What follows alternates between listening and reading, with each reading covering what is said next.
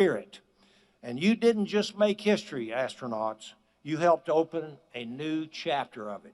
So may God continue to bless each one of you and your families and all of those who are carrying their Artemis mission forward. And thank you. Thank you so very much. This mission is an opportunity for our generation. It's about human history. It's the story of humanity. Artemis II is the opening act. We're going to send them farther into space than any humans have gone before. The question isn't go or not go. It's, are you going to lead or are you going to follow? We are going for our families. We are going for our teammates. We are going for all humanity. Our Artemis II crew is go for launch. Full send. Let's go. 3, 2, 1. Booster ignition. And liftoff. The crew of Artemis II now bound for the moon. Humanity's next great voyage begins. Our greatest chapters are yet to be written. Go Artemis II! This is a test flight, and so every single system aboard Orion is getting tested by humans for the first time. Love to the stars, then what are we doing? That's why we send humans, is that we can share that experience. Kathy Moonjoy. We caught a view of Earth, and now we're completely distracted for a little bit. We look like we're smiling at you, like a little Cheshire cat.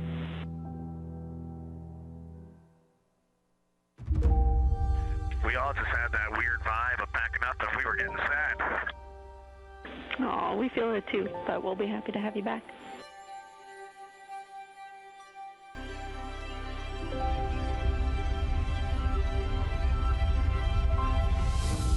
Splashdown confirmed at 7:07 p.m. Central Time. A new chapter of the exploration of our celestial neighbor is complete. Welcome home. Integrity's astronauts back on Earth. We took your hearts with us, and your hearts lifted our hearts. The golden age of exploration has begun, and we are just getting started.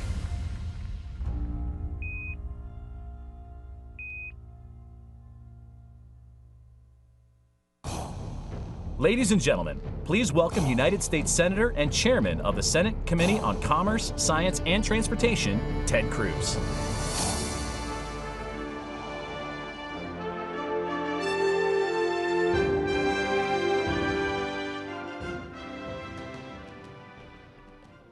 Good morning. God bless the great state of Texas. It is great to be with you today to celebrate a truly remarkable group of individuals.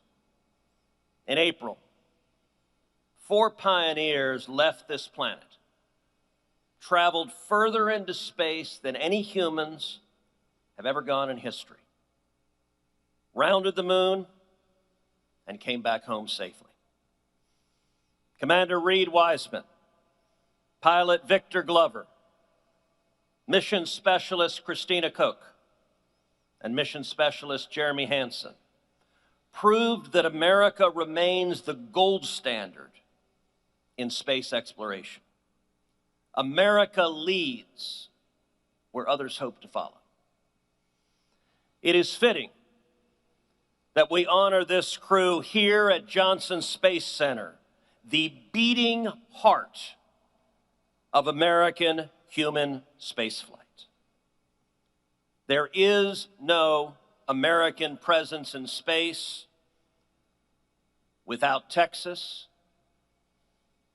And I'm fond of pointing out that one of the very first words ever uttered on the lunar surface was my hometown, Houston, as in Houston, the eagle has landed.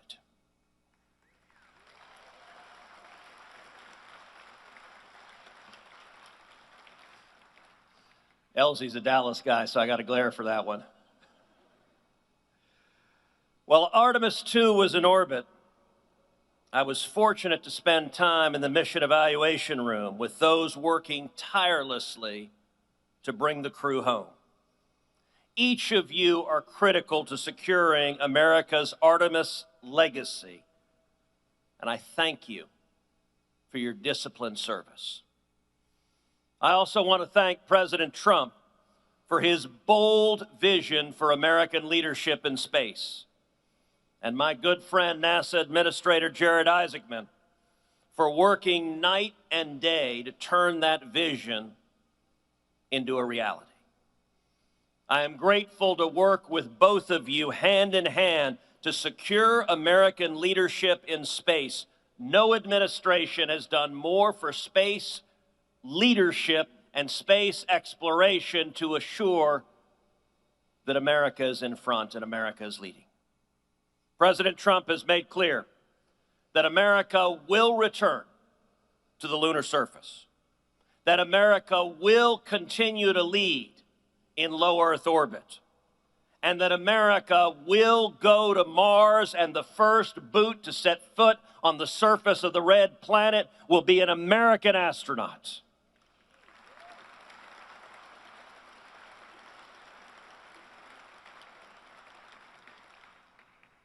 And President Trump's bold vision for an American moon base is precisely the ambition this moment demands. It's exactly why I've introduced legislation to help make the moon base a reality, housed right here at Johnson Space Center.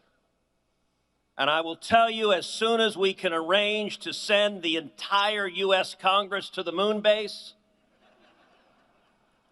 it will be voted on unanimously by the American people.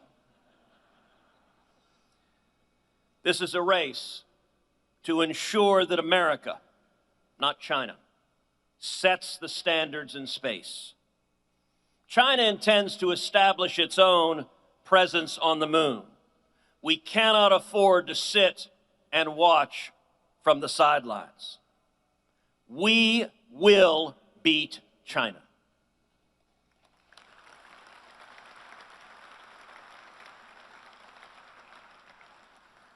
And I have to say, one of the reasons that we are leading is because of the incredible commercial space industry that has grown up in and around NASA here in Texas and across the country. Bold entrepreneurs, including Dave Limp at Blue Origin, Cam Gafarian. And I want to point to you something that I think we're going to look back as a turning point in space. Earlier this year, the IPO of SpaceX, the largest IPO ever, made at least 6 new billionaires, made over 400 centimillionaires, and made over 4,400 new millionaires. Now, what does that mean? I think we're going to look at this moment like the Cambrian explosion that began spreading life on planet Earth. Because you're going to see all of those young techies who suddenly have a gigantic amount of money and a big vision, and I'm telling you, 10 years from now, that SpaceX IPO will have created a venture capital ecosystem here in Texas that is going to fund hundreds of new space ventures and is going to make sure that Texas continues to lead in space for the next 100 years. The next astronauts who travel to the moon will do so because of Artemis II. Future generations will look back to this mission as a turning point in lunar and space exploration. Because of Reed, Victor, Christina, and Jeremy, and the countless people who made this mission possible, our dreams for the future of humanity can become a reality.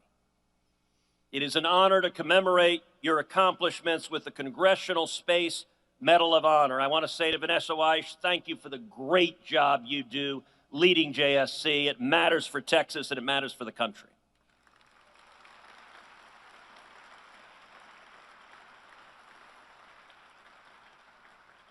And to each of the heroes we honor today, thank you for proving that the American spirit of exploration is alive, that our greatest days are ahead of us, and that the next frontier belongs to those bold enough to reach it. Thank you. 4 brave explorers ready to ride the most powerful rocket NASA has ever launched. And liftoff. The crew of Artemis II now bound for the moon.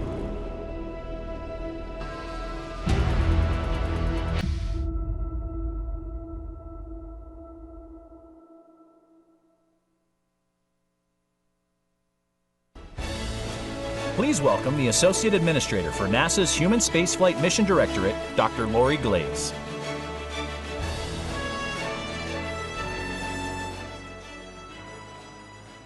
Good morning, everyone. Wow, it is just an incredible privilege to be here as the President awards our Artemis II crew with such a prestigious distinction. And it's so wonderful to see all of our guests, our colleagues and partners that are here today to witness the honor that they're about to receive. It's also a joy for me, and I'm sure for all of you, to revisit the incredible excitement, the inspiration, and the masterful engineering that we all experienced during Artemis II as Reed, Victor, Christina, and Jeremy flew around the moon and laid the groundwork for our next missions. On the day of launch in April, we saw a focused team progress through a smooth countdown after tirelessly running every potential issue to ground. We saw the Space Launch System rocket deliver Orion and the crew to orbit with incredible precision. During the mission, we witnessed the spacecraft's life support systems, its navigation and controls, and its heat shield all perform as expected. Our flight control team executed a near-perfect mission. All of that in coordination with the crew and our managers assessing every risk and evaluating every technical challenge. Our recovery team welcomed our crew home at splashdown and brought them safely back here to JSC. All along the way, our crew showed us their true selves, operating at every step with integrity, resourcefulness, collaboration, and a collective belief in the pursuit of exploration. Since this incredibly successful mission ended, NASA has remained laser-focused on preparing for our next missions to execute the President's national space policy. Our team is working just as hard to get ready for Artemis III in low Earth orbit, along with our lander partners. We're moving with urgency to prepare for our first Artemis missions on the moon's surface, and we're preparing to build the moon base. We continue to fly our expedition crews aboard the International Space Station, which is essential because humans are critical to maintain and upgrade the station and to perform the sophisticated hands-on research and technology demonstrations for deep space exploration that can't be done here on Earth. Throughout more than 25 years of continuous human presence, we've carried out thousands of science investigations from more than 110 countries, driving breakthroughs in human health and biological and physical sciences. And it serves as our proving ground for how we are going to live, work, and thrive in space. The space station is a gold standard of laboratories and partnerships, and our work in microgravity will continue to advance our scientific knowledge, deliver direct benefits to humanity, and equip us to send humans on long-duration missions to the moon and Mars. As President Trump recognizes the Artemis II crew, I want those of you who were part of this mission to know that it is your dedication, your passion, and your drive that helped make all of this possible. The Artemis II took on the risk on behalf of humanity to help set our accomplishments at the moon in motion. And their achievements are possible only because of the unwavering commitment and talent of our workforce. The crew will be the first to tell you that they stood on the shoulders of thousands. Every milestone achieved during that mission was built during the late nights, the rigorous testing, and the meticulous engineering carried out by many of you. And as we look ahead to our next missions, we are pushing the boundaries of what is possible and ushering in a golden age of space exploration. And I could not be any prouder of this team.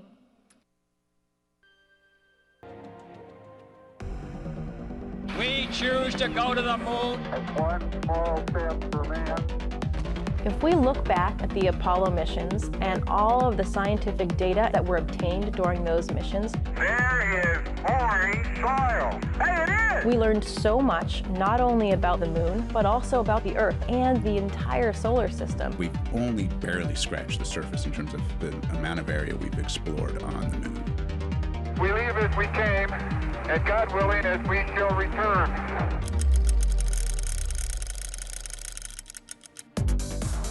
America has always been a frontier nation. Now we must embrace the next frontier. I am asking Congress to fully fund the Artemis program to ensure that the next man and the first woman on the moon will be American astronauts, using this as a launching pad to ensure that America is the first nation to plant its flag on Mars. Artemis represents the future in space. It is our next big step, and it is time to take it. By unlocking the mysteries of the universe, we unlock truths within ourselves.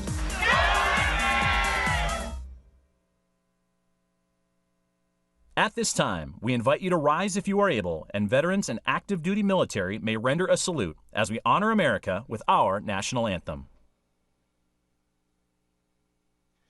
Oh, say, can you see by the dawn's early light what so proudly we hailed at the twilight's last gleaming, whose broad stripes and bright stars through the perilous fight o'er the ramparts we watched were so gallantly streaming, and the rocket's red glare, the bombs bursting in air, gave proof through the night that our flag was still there.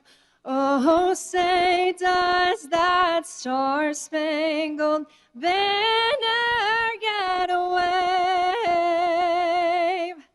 o'er the land of the free and the home of the brave?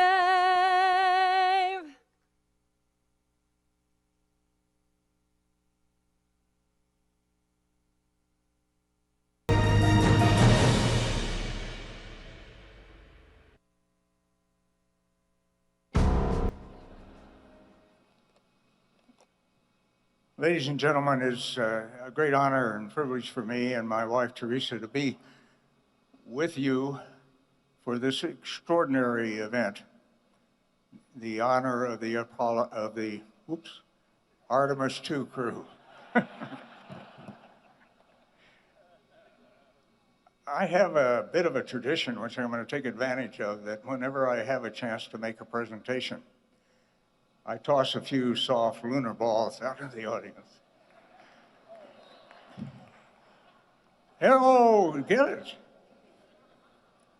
There you go. Oh, we're going to need some training out there. Ladies and gentlemen, it is indeed a great honor to be with you today.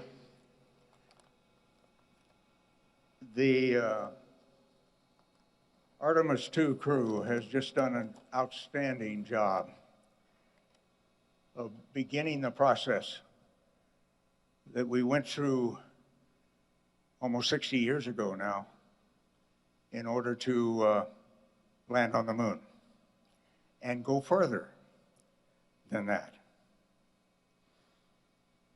As did those before us in the Apollo program and subsequently, we just rode the tip of the spear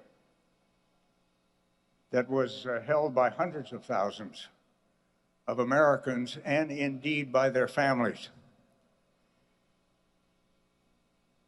They jointly made Apollo 17 the most productive lunar exploration mission that we have ever had, soon to be surpassed, right guys? Soon to be surpassed by Artemis. Now, I'd like to have those of you in the audience to raise their hands, and that should be just about everybody, who's either themselves or their families participated in Apollo. And that doesn't include the taxpayers, of course. It really was a remarkable time. Apollo 17's success, as the success of all the other missions, was owed to the patriotic dedication, the courage, the competence of young men and women, who designed and built and managed and trained and planned each of the Mercury, Gemini, and Apollo missions. It was an extraordinary privilege for me to be part of that, almost through most of Apollo, certainly the latter portions of it. Now, I'm often asked what it was like to stand on the moon for the first time, and what caught my attention was this valley we landed in. And I only hope that the astronauts behind me will soon surpass the view that I had of a valley deeper than the Grand Canyon. The mountains on the north went 5,000 feet plus above us, above the floor. The mountain on the south, the so-called South Massif, was 7,000 feet plus above the valley floor. And these mountains were brilliantly illuminated by a sun as bright as any New Mexico, Texas, or Arizona sun that you can imagine. But they were set against a blacker than black sky. Just an unbelievable view. And you simulate all of this while you remember that everything you're doing is costing the taxpayer $1 million a minute. And that was in those year dollars. You can do the math. Right, Senator? The Earth that you have a view of, and have seen several of these magnificent videos that have been prepared. The Earth is, when you're in the valley of Taurus Littrow, is hanging over that South Massif that I mentioned. And of course, every once in a while, you have a chance to glance up and look at home. It's only 250,000 miles away, what the heck? But you know that there are thousands of people taking care of you, so you don't worry. I didn't worry about that. That was just no thought at all about worrying about any risk or anything like that that might exist. You try not to do stupid things, but nevertheless, no worry. The kids particularly asked me what walking around in 1/6 gravity is like. Well, if you've ever been on a trampoline, it's like walking on an infinite trampoline, one that never ends. And I've been blessed in my life, and one of the blessings was to spend time in Norway as a Fulbright student. And I learned to cross-country ski while I was there. And that turned out to be a great technique, folks, for walking on the moon. If you want to go any distance or any rate, just practice your cross-country skiing. Now, the temperature that we were dealing with varied basically over about 300 to 400 degrees, depending Fahrenheit or centigrade or Fahrenheit, depending on how you do it. And of course, anything the sun was illuminating in the absence of any atmosphere got very hot, including your suit. We had great cooling. We had water-cooled underwear, by the way, in case you've forgotten. And anything that's in the shade gets very cold. It's exposed to 4 degrees Kelvin, which is the space temperature. And maybe increasingly through my activities, continued activities as a researcher,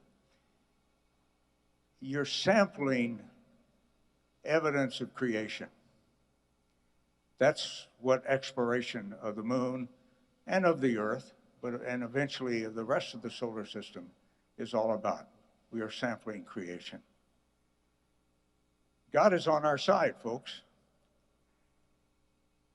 In this infinitely complex movement of freedom into the solar system, and I'm absolutely convinced he wants us to go farther. Now, he's also on our side as well as the infinitely equally complex challenge we have in the preservation of freedom here on this planet. And I'm sure Artemis will continue to do what is required and will make God proud of these critical endeavors. And I want to, in advance of his appearance, thank President Trump for the fantastic support that he has given to space exploration and settlement. God bless the United States of America. And it is now my pleasure to introduce Colonel Matt Anderson, the Deputy Administrator of NASA. Thank you. Wow, this is incredible. How about that guy, huh? What a legend. We have a bunch of friends of NASA here this morning and a bunch of patriots as well. Thank you all for coming.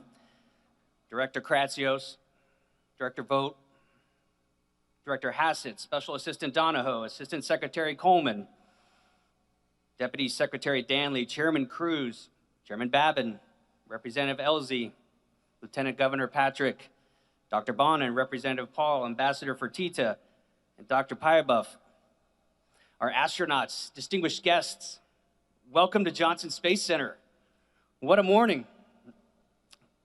As the chairman said, it's a good day to be in the great state of Texas.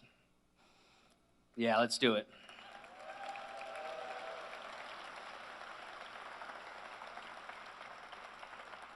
For more than 60 years, this center has served as the heart of human spaceflight.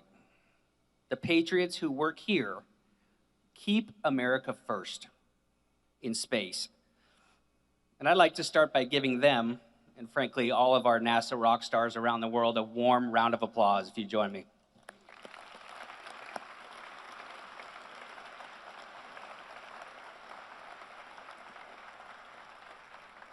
Just up the road here at Mission Control, Capcom Charlie Duke was the first to hear Neil Armstrong tell the world that he had taken one small step for man, one giant leap for mankind.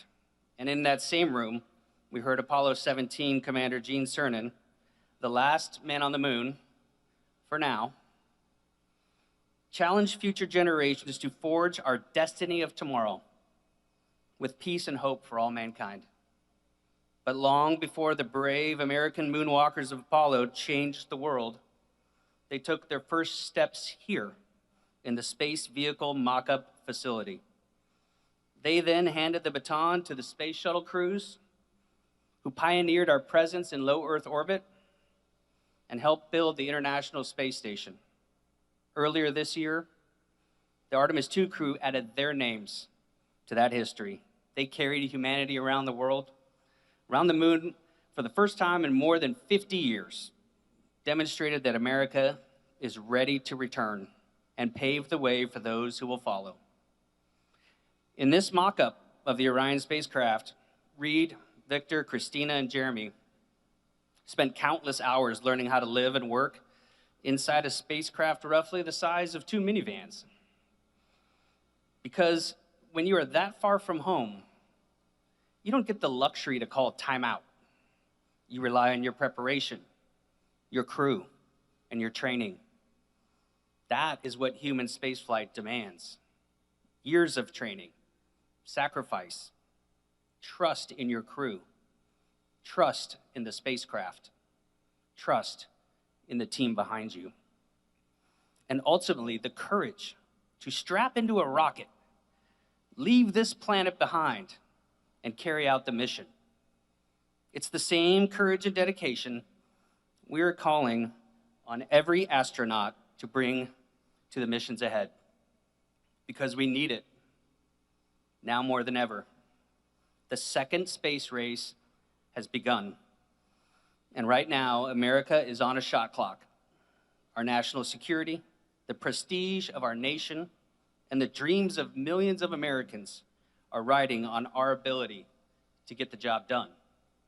This is an extraordinary responsibility, but it's also an opportunity. The next generation is watching. They're going to remember the men and women who return America to the moon, build an enduring presence, and open the door to Mars. But none of this would be possible without strong leadership from the top. President Trump ignited the golden age of exploration and discovery. He gave us the vision. His Working Families Tax Cut Act gave us the resources. And the Artemis II crew took the first steps. For their courage and service, today the President will present this crew with the Congressional Space Medal of Honor. But before I bring them out, we'd like to give you a recap of what it took to earn this honor. This mission is an opportunity for our generation. It's about human history. It's the story of humanity. Artemis II is the opening act. We're going to send them farther into space than any humans have gone before.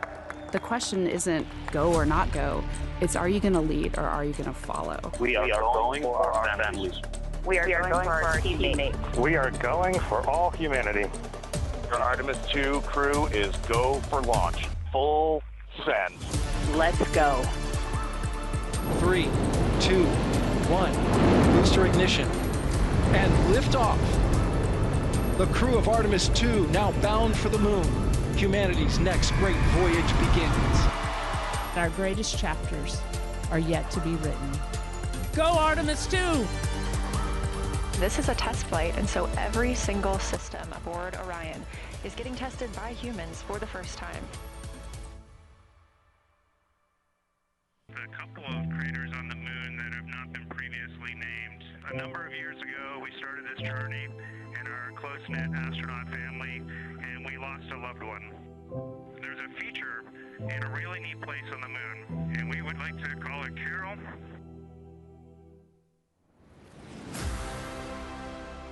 We do not leave Earth. We choose it. We will always choose each other. We love you from the moon. Absolutely unbelievable. We just went sci-fi. It just looks unreal. If you can't take love to the stars, then what are we doing? That's what we send humans, is that we can share that experience. Kathy Moonjoy.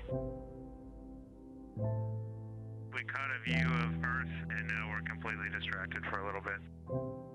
We look like we're smiling at you, like a little Cheshire cat.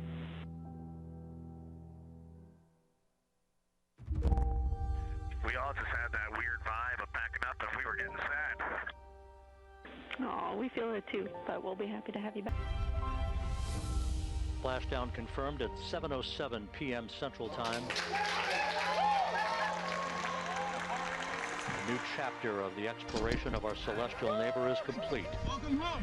Integrity's astronauts back on Earth. We took your hearts with us, and your hearts lifted our hearts. The golden age of exploration has begun, and we are just getting started. America, ladies and gentlemen, is my privilege.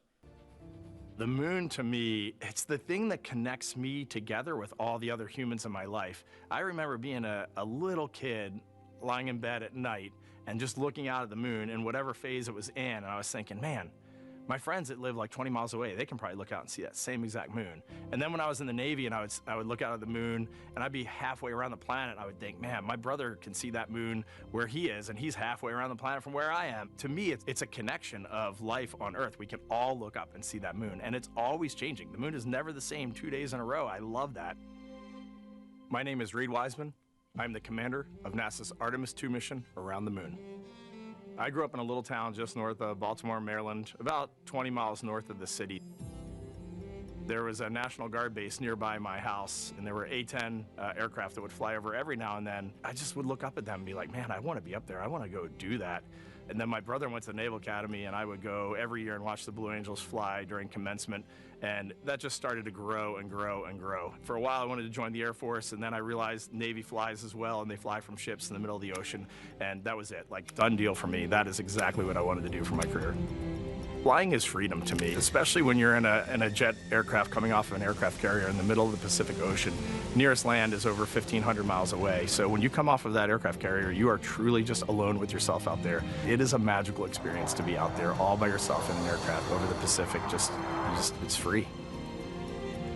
I think anybody who accomplishes something that they set their mind out to, there's no one thing that does it for them. It's a combination of everything. I mean, the way my parents raised me, the way my brother and I, the way our relationship developed over time, my friends, being in the marching band, going to college, setting my own course, learning how to live on my own, being mentored along the way, being, kept on the path to success, but being given the freedom to, make excursions and fail every now and then and regroup and carry on. I think all those things come together in the end to get you where you are.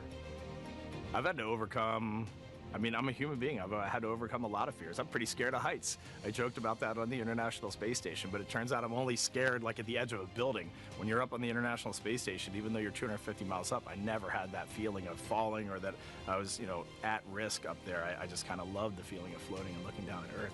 There have been challenges all throughout my life. By far, the biggest challenge was losing my wife in 2020 to cancer and now raising two daughters who are grown up now, but that's been the biggest challenge by far I've ever had to face. It is not easy.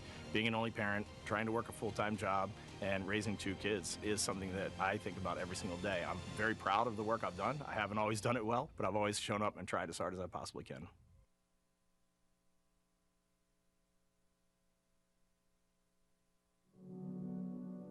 I do wonder what it's going to be like when we are really far from Earth and can see it. The sensation of being so far away from everything that you know. I had that sensation on the space station the first time I got to sit in the cupola for a really long time. So I can only imagine what that's going to be like from 200,000 plus miles away. My name is Victor Glover, and I'm the pilot for NASA's Artemis II mission around the moon. When I was in 4th grade, I was 10 years old.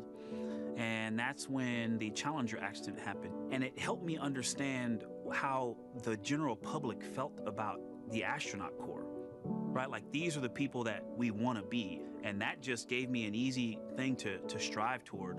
The biggest fear that I've had to overcome in my life is doubting myself. Going to college when no one in my family had gone to college was a huge risk. I had more confidence in my athletic ability than in my academic abilities. I could play football with those college students that I saw on TV, but my classmates that I saw in the lab and around the University Union, I didn't know if I had what they had. I think addressing that self-doubt was a part of, swinging for the fence and trying to go get an engineering degree, not just go to college, but get an engineering degree and then go do something challenging and technical like flying. Apollo is known for sending humans to the moon.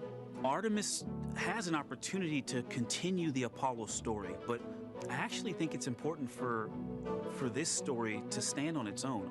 Artemis is a new program. and we're trying to do new things. And it's great to compare and contrast. When you look at our spaceship, you can see parts that were designed, built, and integrated in another country. When you look at our crew, you see that our crew is international. There are also men and women. And I just think that that comparing and contrasting makes the story even richer. The piloting role specifically, I will have an hour and a half or so where I get to fly the spacecraft by hand. We haven't flown that many spaceships. And so the ability to fly one actually in space on a test mission is just a really unique opportunity. I can't tell you how I'm going to feel when we fly by the moon and see the moon up close and the Earth from 250,000 miles away, but I don't use the word excited because I'm focused. You know, what we do, this is very serious and it's very risky, and we are all intimately familiar with that risk. And so if we go out there and we're successful and we can pass that baton on to Artemis II, that's something to really be excited about.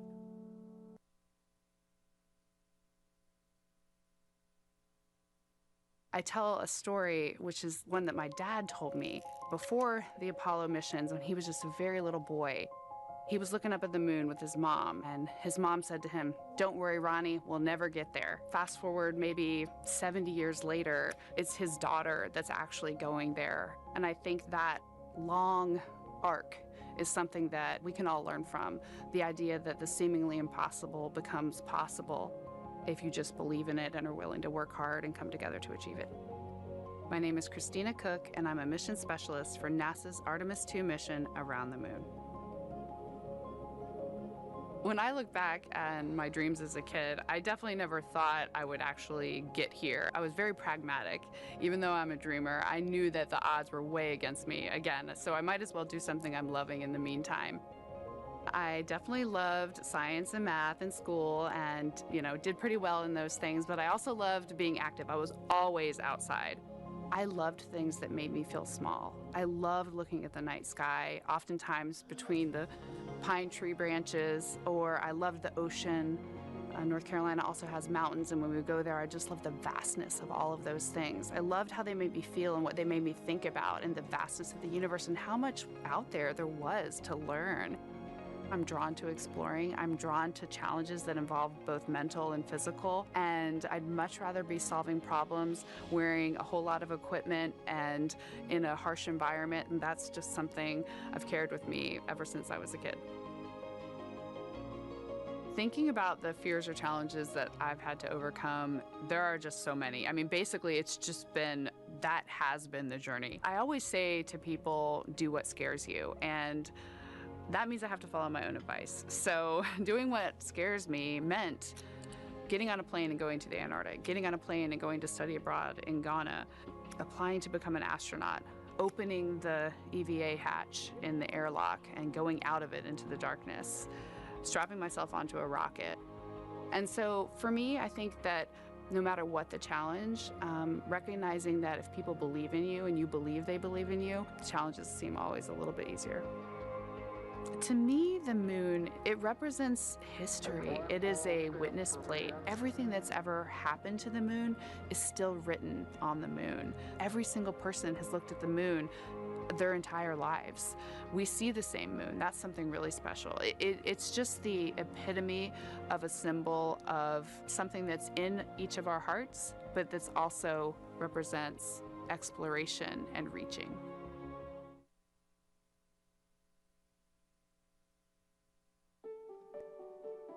I have this very distinct memory of seeing an image of an astronaut standing on the moon. It's burnt in my brain because I went back to it so many times in my childhood, and I would look at that image, and I know it had a huge impact on me that humans had walked on the moon. My name is Colonel Jeremy Hansen. I'm an astronaut with the Canadian Space Agency, and I'm a mission specialist on NASA's Artemis II mission around the moon.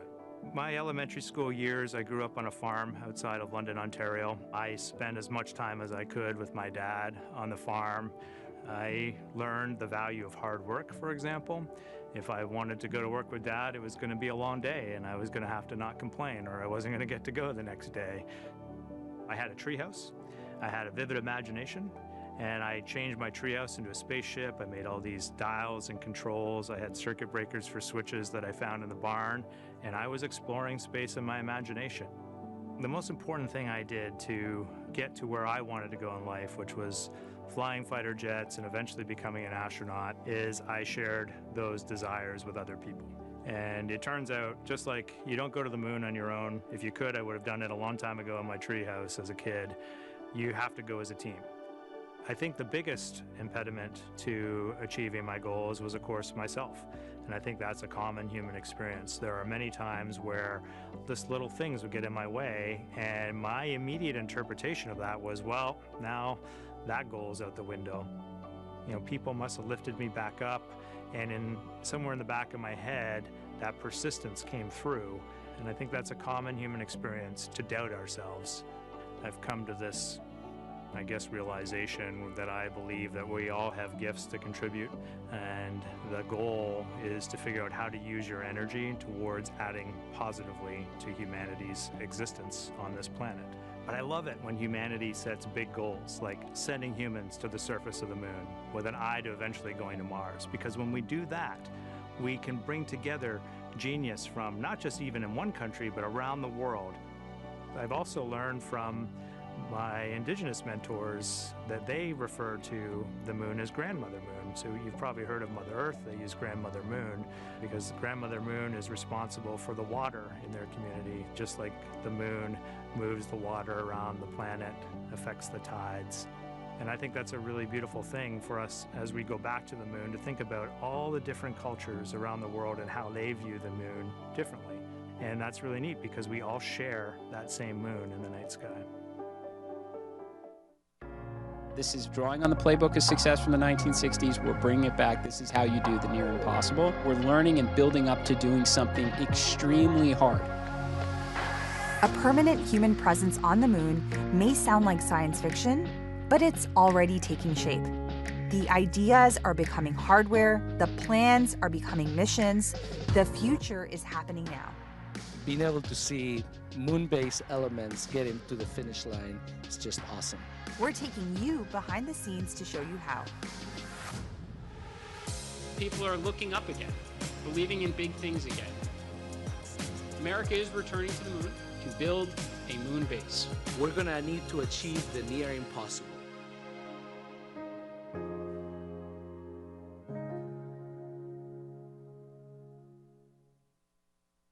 NASA is building a moon base, a place where astronauts will live, work, and conduct science on and around the moon.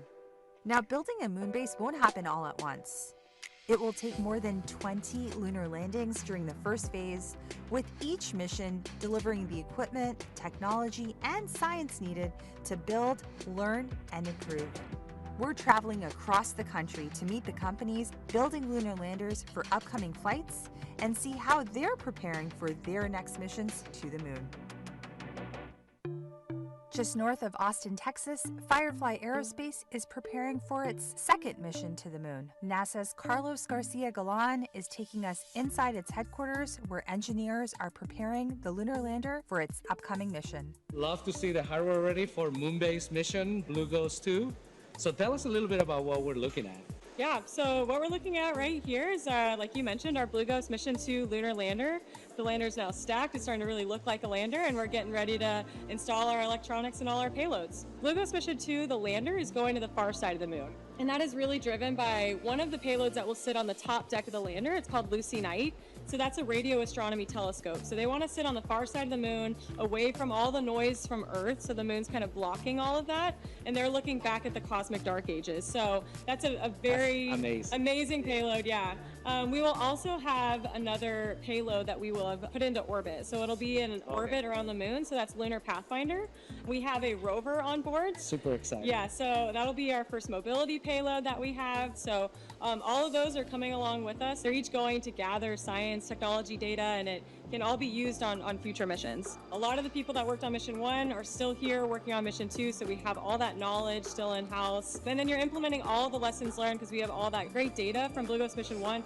So it does feel easier, so it feels like the wheel is starting to really turn a lot faster, and then we've got these other moon-based awards, so it's really about, can you make it repeatable, can you produce it? Yeah, can you be successful several times? Is the excitement building up? Oh yeah. I mean, you're getting pretty close. Yeah, I think anytime that you have something in the clean room where it's like, you look at it and you know, like, that's my lander, that's going to the moon. It's also humbling. It's like, hey, we did it one time, but now we need to do it 2, 3, 4. We need to keep doing it and keep upping the bar and getting better each time.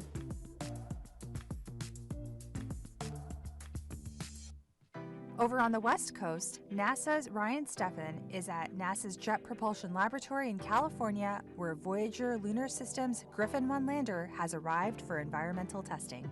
This larger lander is an infrastructure class lander. It's not just meant for scientific payloads and instrumentation, but also it's made to basically take equipment in infrastructure level capability and deliver that to the lunar surface. It's also landing in the South Pole, where the terrain is a little bit harsher, it's a little bit more dangerous to land. It requires precision navigation, guidance, and control to land in safe locations. This lander will be taking a total of 10 payloads, the largest of which, the Astrolab Flip rover, is the largest commercial payload to ever be delivered to the lunar South Pole. So we're thousands of miles away from where you guys assembled the spacecraft. Why did you decide to bring this out to Southern California? Jet Propulsion Laboratory has some of the best, most capable environmental testing facilities in the world, and for a lunar lander this size, really what we want to do is test the spacecraft, put it through its paces. Right now, Griffin is fixtured on top of the mass properties fixture, which is the black thing you see in front of it. Basically, we are testing to measure the mass of the vehicle, the total mass, the center of gravity, the moment of inertia, so that we know the exact configuration of the flight vehicle. When we get back, we will finish reviewing a lot of the test data that we've done here, correlating to our models and our pre-test predictions, modifying those based on the feedback that we've got during this testing, and potentially addressing any findings on the ground here while we have the chance before we launch later this year. It'll be exciting. On the East Coast, NASA's Courtney Beglin is at Blue Origin's testing facility in Cape Canaveral, Florida, to see the latest on the Blue Moon Mark 1 lander. Mark 1 serial number 1 is designed to prove out the core technologies for Blue Origin that we will eventually apply to the human landing missions of Artemis. So it's our liquid oxygen, liquid hydrogen systems, it's our precision landing capabilities, it's also our ability to offload large amounts of cargo. I see a lot of people working on this lander. Can you tell us what is left for this lander in order to make it fly? We just completed our thermal vacuum testing at Johnson Space Center in January and February of this year. We then brought the vehicle back. We did a number of tests. We first tested our RF compatibility with the TDRS satellite system, as well as a deep space network. We also have tested how our vehicle reacts during stage separation from the New Glenn vehicle. We've tested the acoustic environment, and soon we'll be testing our cryogenic propellant system. We've just completed our fit checks of our BE-7 main engine, the actual engine that will fly to the moon. That went perfectly, and so we're now closing up these tests, and we'll be ready for New Glenn. As you know, we had the mishap at the pad with New Glenn. The team there is making phenomenal progress. We are working to have serial number 1 ready and stored in a quiescent state for when New Glenn is ready. We expect that launch to occur in Q1 of 2027, and once that's complete, we'll now continue on to serial numbers 2, 3, and 4. We're also carrying NASA payloads, the SCALPS payload, which will allow us to visualize what the exhaust from our BE-7 engine is doing to the surface of the moon, so that will feed forward to heavier landers in the future. We also carry a retroreflector from NASA on this mission. NASA's been a phenomenal partner to us. They've been working hand in hand with us, and that's what's going to allow these 4 serial numbers to come off the assembly line as quickly as they are. In Houston, NASA's Adam Schlesinger is at Intuitive Machines headquarters getting an up-close look at how the Nova-C lander is being prepared for its 3rd mission to the moon. So this spacecraft is our Nova-C. This is our IM-3 vehicle. As you can see, up on the top is the methane tank. The oxygen tank is below. The engine actually sits right here underneath. This is the engine deck. You can see that we've just put the top deck onto this spacecraft. So we're excited. Within the next month, we're going to be putting the engine in, and we'll be taking it outside for a hot fire test to confirm that the engine is ready to go for launch. Great. And after that test, what's the path look like to get to launch? We bring it back inside here. The payloads sit on panels that go on the outside of this spacecraft. So we bring those panels in, we do integrated testing, and then we do some vibration testing. We send it down to the Cape, and we get ready for launch. This vehicle will have 5 NASA payloads looking at the magnetic anomaly that's at Reiner Gamma on the near side of the moon. So it's a super exciting science mission. We're also doing other science. So we have 6 commercial payloads. We have a payload from the Italian Space Agency, and we have the 5 NASA payloads, doing lots of different types of science. And this is the third IM Eclipse delivery. Can you talk about some of the lessons learned from the previous 2 and how that's being applied to this one? Yeah, absolutely. So on IM-1, which was in 2024, and IM-2, which was in 2025, we learned lessons. We learned things about this spacecraft. We learned how it landed and how we could make it better. And so we're integrating all of those lessons learned into this spacecraft and our future spacecraft, IM-3, 4, 5, and 6, which are all on schedule to extend the moon base capability. These lunar landers will soon deliver the science and technology that will turn the moon base into a reality. But there's even more ahead. The lunar South Pole is one of the harshest environments, with extreme temperatures ranging from -334 degrees Fahrenheit to over 130 degrees. This huge swing means the power, communications, and landing systems we build must withstand both intense cold and strong heat. This is no small task, so NASA is teaming up with Northrop Grumman on 3 new technology demonstrations that will be delivered to the lunar surface beginning in Phase 1. The goal is to reuse key power, avionics, and communication systems originally developed for the Gateway program's HALO module. These test missions will give new purpose to existing hardware to help build the infrastructure that Artemis crews and robotic explorers will depend on at the moon base. This is only the beginning. Continue to follow along as we bring you up close and share details about what's on the horizon as we build humanity's moon base together.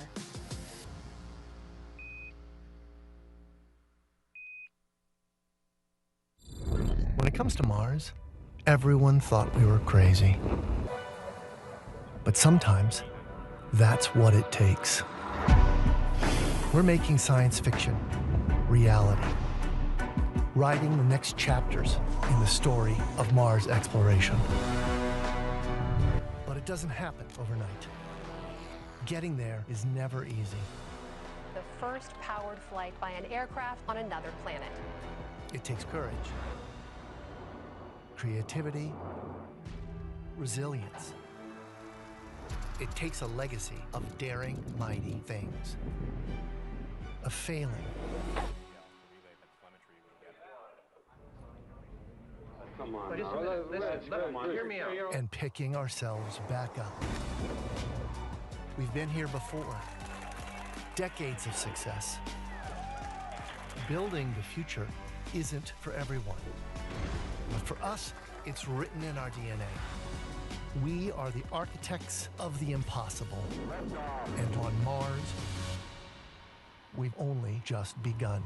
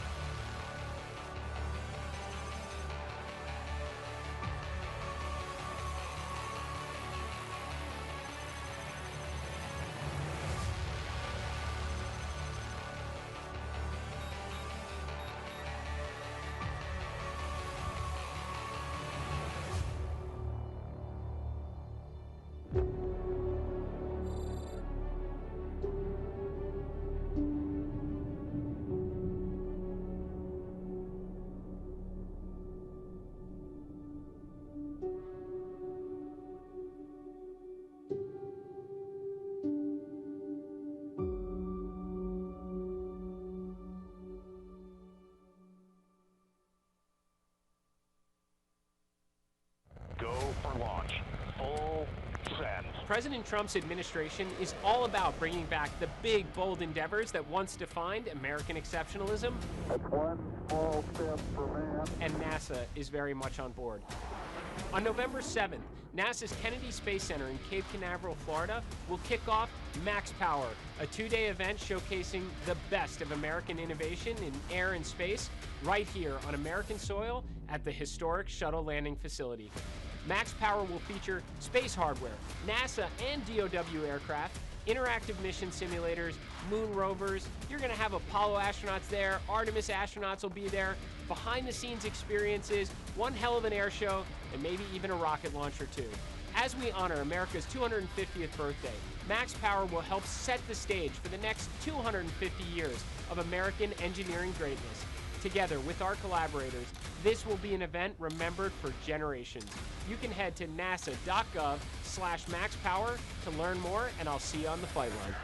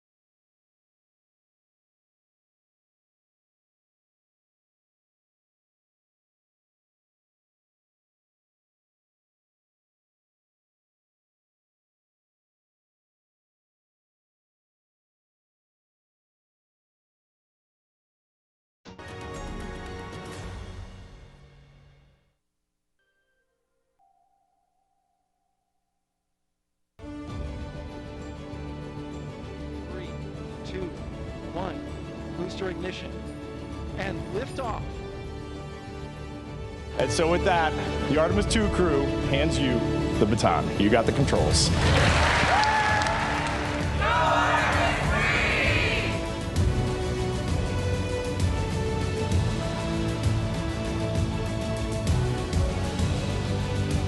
There's only one primary goal of Artemis II, is to prepare this spacecraft for Artemis III. And then we're going to go hand off that baton to Artemis III and then cheer them on full-throated. I hope that people recognize that Artemis II was the stepping stone for something so much greater.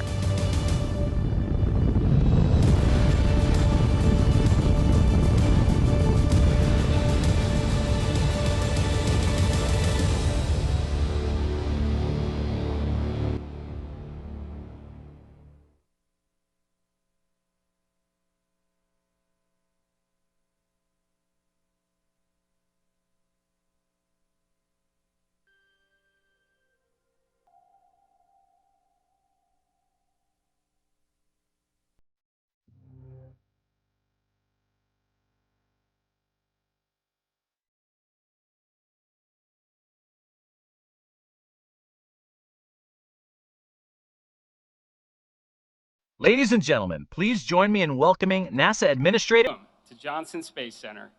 I am grateful to serve under a president with the vision and determination to ensure American leadership across the great frontier of space.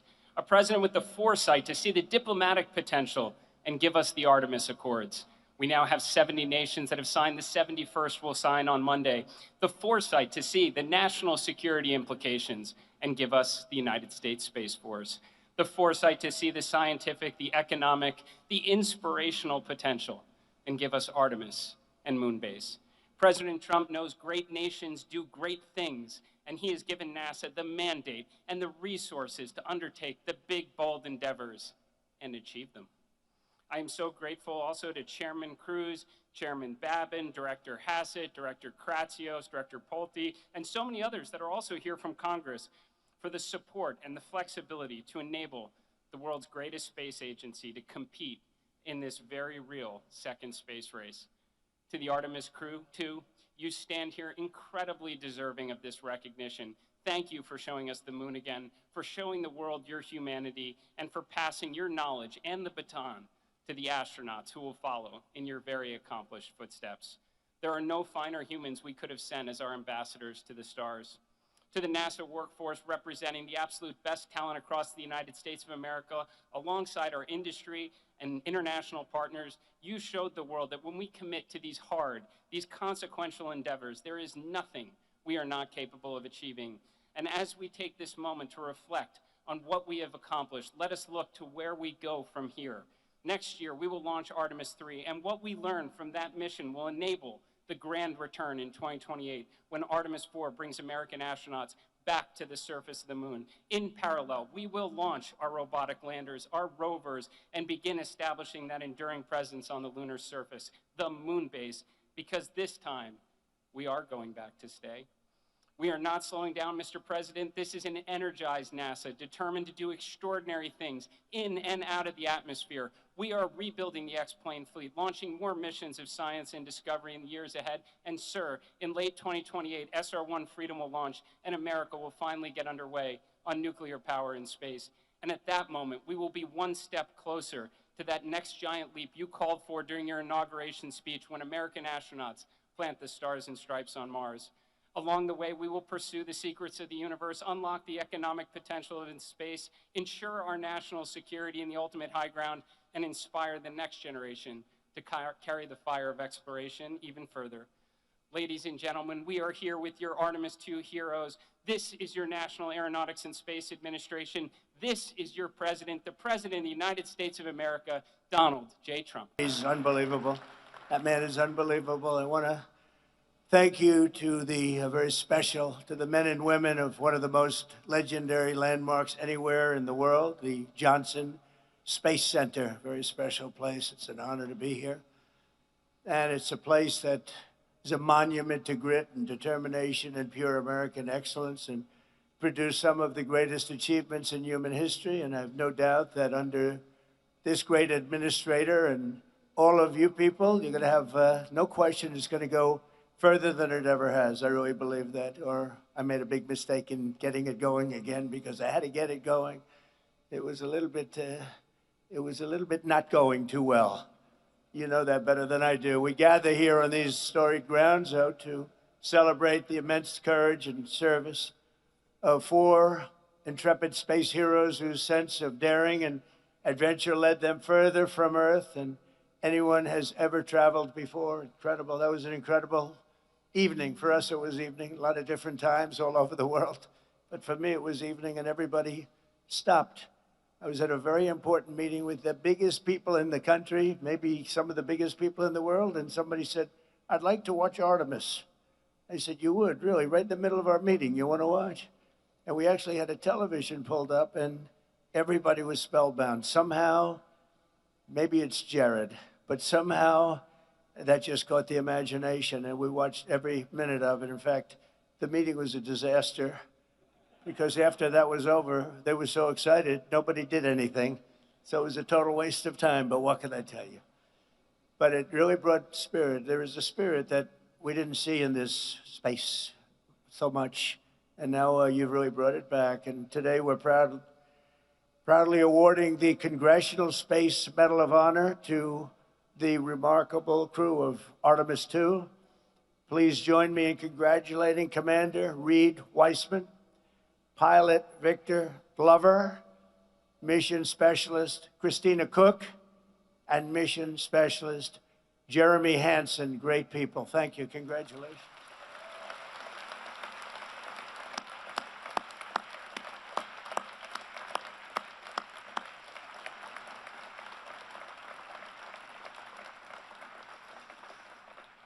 Then I'm going to be presenting them a little something in a couple of minutes. But these astronauts did not do it alone. I want to salute all of the engineers and scientists, launch and landing specialists, everyone at NASA who helped make this mission a great success. I had an uncle who was a great scientist, a great man. He was at MIT for 41 years, Dr. John Trump, and he loved space. He used to tell me about space, all space. He would throw in the word nuclear every once in a while, but he loved space. So I guess we have genetically, I believe in that stuff. I love it. I find it so interesting, so amazing. It's very special.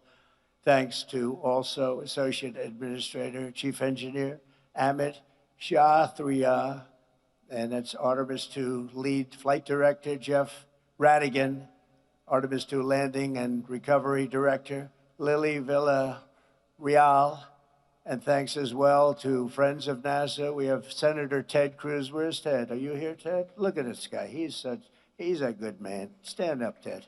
He is a good man. We've had good moments and bad moments together. And I will tell you, he's good and he's smart and he loves what he's doing right here. This is something special, right, Ted? Also, another great warrior and friend of mine, Brian Babin, representative, congressman, does a fantastic job. Thank you, Brian. And Jake Elzy. Jake, thank you. What a group we have here, huh? Lieutenant Governor, a friend of mine. I mean, I shouldn't get political, so I won't, but I will tell you, from 2015, everyone thinks I ran in 20, I actually announced in 2015, Lieutenant Governor Dan Patrick called up. He said, I want to be the chairman of your campaign in Texas, and you've never left, right? And we won it in record votes. Nobody came close. And I just want to thank you for that. You were a fantastic chairman. We didn't even have to speak too much. It was sort of good. And that's what we have to do in a little while in the election coming up. So important. Texas Controller Don Huffines. Congratulations, Don. That was a great win you had. Congratulations. We watched that very closely. Great job. And of course, we're honored to be joined by amazing members of the NASA Astronaut Corps, past and present. They are amazing indeed, and thank you for all you do and risking your lives to advance our voyage into the heavens. It's where you go to the heavens. And I understand this weekend that NASA has a very big launch coming up, the Roman Space Telescope. I was asking Jared, is that a big one? He said, it's really big. So I hope everyone that's watching, look at all the media back there, all the press. I hope you're going to inform people because this is going to be a very big deal. It's hundreds of times more powerful than Hubble, and it will help unlock the secrets of the universe. So to everyone involved here at NASA, good luck this weekend. It's a big deal. And I was given a little briefing. I said, I want to know about this if it's so big. And it really is something hundreds of times more powerful than Hubble. That's all you have to know. From the very beginning, America has always been a frontier nation, and space is the highest of all the frontiers. Our manifest destiny is to explore and settle this great unknown, carry forward the light of American liberty into the stars. And Americans were the first in flight, the first in the moon, and will certainly be the first in space no matter where it is. And I know we're going to be looking at Mars very shortly. In fact, you're already partially there. A lot of work's been done, and that seems to be the next frontier. You'll be stopping on the moon, and you're going to be going to Mars. What excitement, what excitement. Yet when I took office in 2017, America's endeavors in space had come to a complete halt. It was held back by decades of gross mismanagement in Washington. You had Peter, well, maybe they didn't like it. Maybe they didn't like the concept. I don't know, but it was certainly not anything. It was very embarrassing, actually, what had happened. Not only had the United States lost its ability to send our astronauts to the moon, but under a number of administrations, I have to tell you, but in particular the Obama administration, we even lost our ability to send astronauts into orbit at all. We had no ability in space whatsoever. We totally lost it with everything we spent, with all of the talent and all of the genius and all of the money. We had nothing. And when I got here, I came here, I went to Florida, I visited a couple of the places. I wanted to see what was going on. NASA was closed, absolutely closed. There was almost nobody there. It was like an empty building, not a good look. And I went down, I looked at Kennedy Space Center in Florida. In particular, I saw something that you rarely see. They had grass growing out of the cracks in the runway. You had a runway that was all broken up. It was all bad. I know all about that from being very good at construction. You had the cracks in the runway. We had grass growing out of the cracks. It's almost hard to do. And I said, boy, this is sad. It was very sad. That's where we started. Yet, as the world can see today under the Trump administration, we have brought back America's space program. And came out of the dark age, and it's now into the golden age. This is the golden age of America, and this is a big part of it. So to every astronaut here today, I want to make this promise to you. Our nation will conquer, and we will conquer indeed, this vast frontier that we have before us, and we'll reach American courage, and we'll use American genius and daring and all of the things that we have that nobody else can ever compete with. We will explore it, we will tame it, and we will win it. We will always win. In 2016, the United States of America and our government, the private sector, launched just 22 rockets into orbit combined. So we did 22. And last year we conducted nearly 200 orbital launches, and that number will continue to grow very, very rapidly. As you probably know, you know every one of them that's getting ready. There are a lot of them. By embracing competition in the private sector, we freed up NASA to focus on what it does best, leading the cutting edge of exploration and human space flight. In my first term, I signed the orders creating the Artemis program and officially directed NASA to return American astronauts to the moon and then push onward to Mars, and that's exactly what we're doing. And we had a little interlude of 4 years, but somehow it was limping along. It was okay. It was limping along. And now I'm back. And we're doing more than limping. We don't limp. 8 years later, these dreams are really coming through at a level that nobody ever imagined. Nobody imagined what is happening now.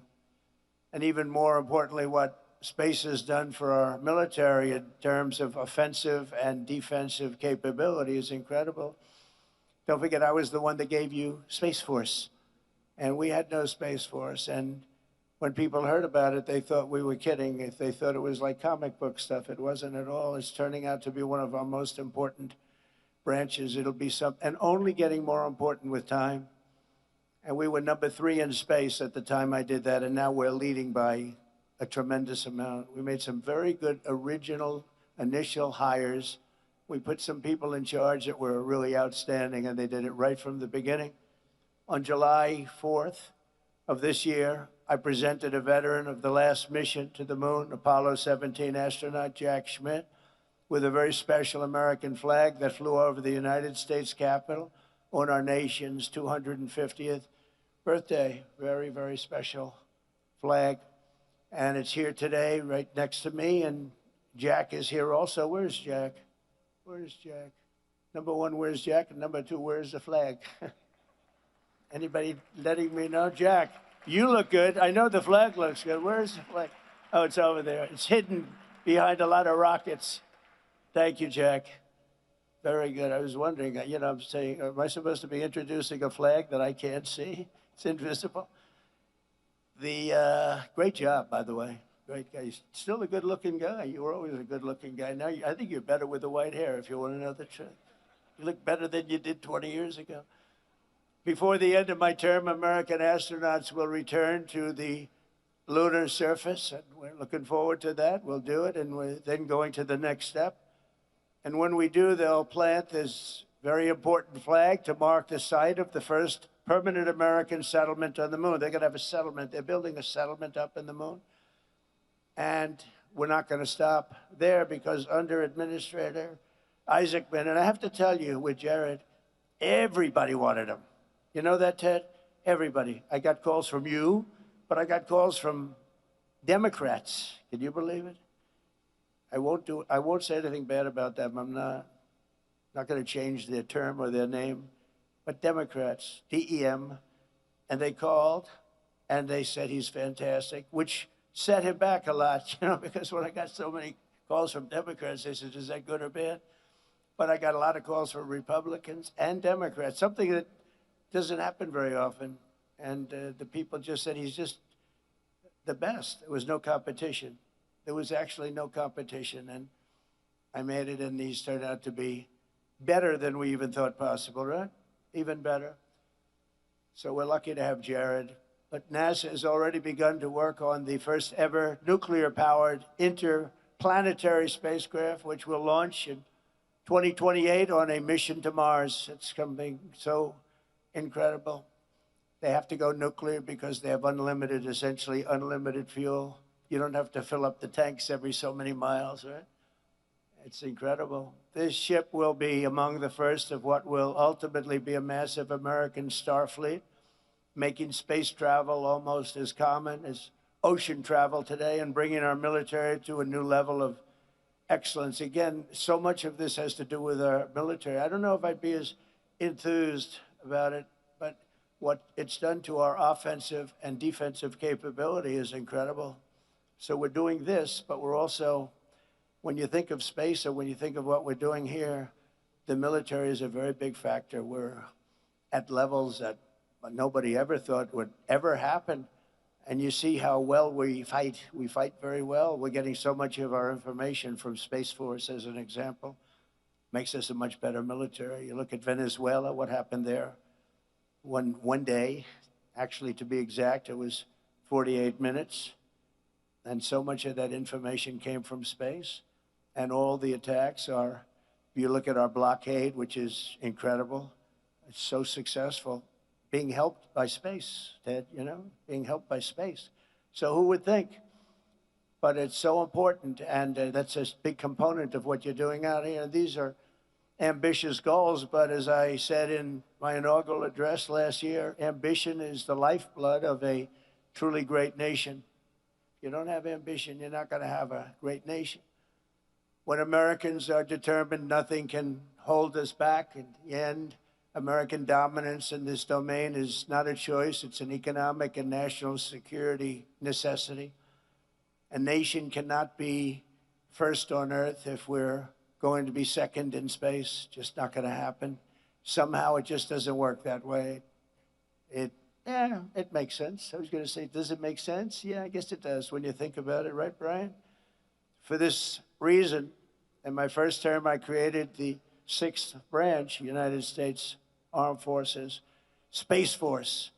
And today I have another historic announcement to make. This is something that's so exciting for me, given the rapid growth of the Space Force and the commercial space industry and the expansion of our ambitions to the moon and far beyond the moon. Far beyond the moon will someday be thought of a close location, like in the old days, the subway, the first stop.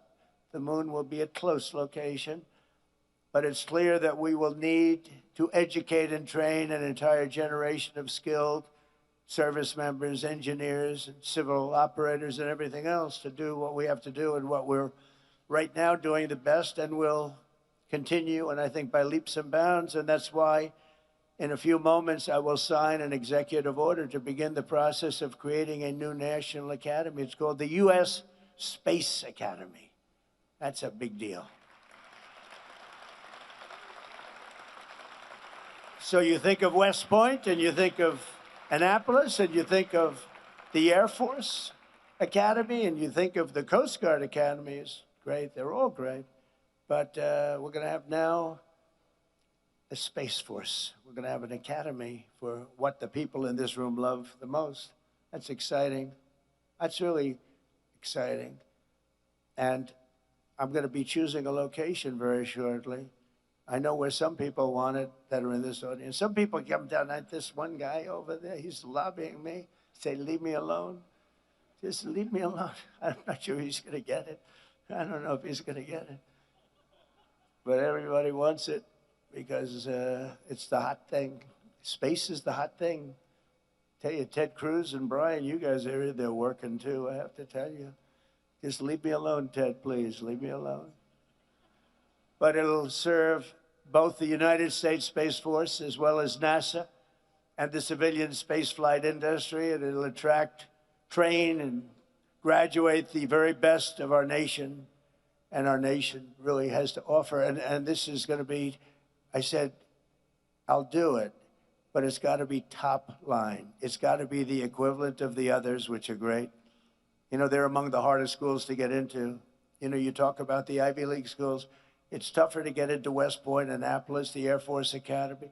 Coast Guard, too. You know, we can't forget that. But so tough, all of them, among the hardest schools to get into, and they're great, and they're great scholars, great everything going to that. You sort of have to have a lot of everything, not a little, but a lot of everything. But I said, this has to be comparable to that. You know, we don't want to do it in any other way. And it's going to be, even architecturally, it's going to be beautiful. It's going to be the top. It's going to be as good as it can get.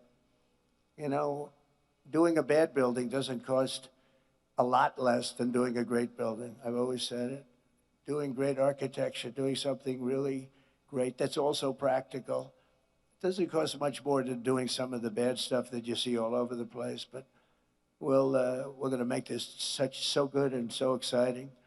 But first, we have to honor the heroes who are inspiring the next generation of astronauts and pioneers and the people behind me. These people, I looked at them coming before I came up. I said, that's a good-looking group of people. I don't like speaking with those people behind me, to be honest. They look too good. But they're great people. They're great, great people. But the Congressional Space Medal of Honor, that's exactly what it says. This is a very rare thing.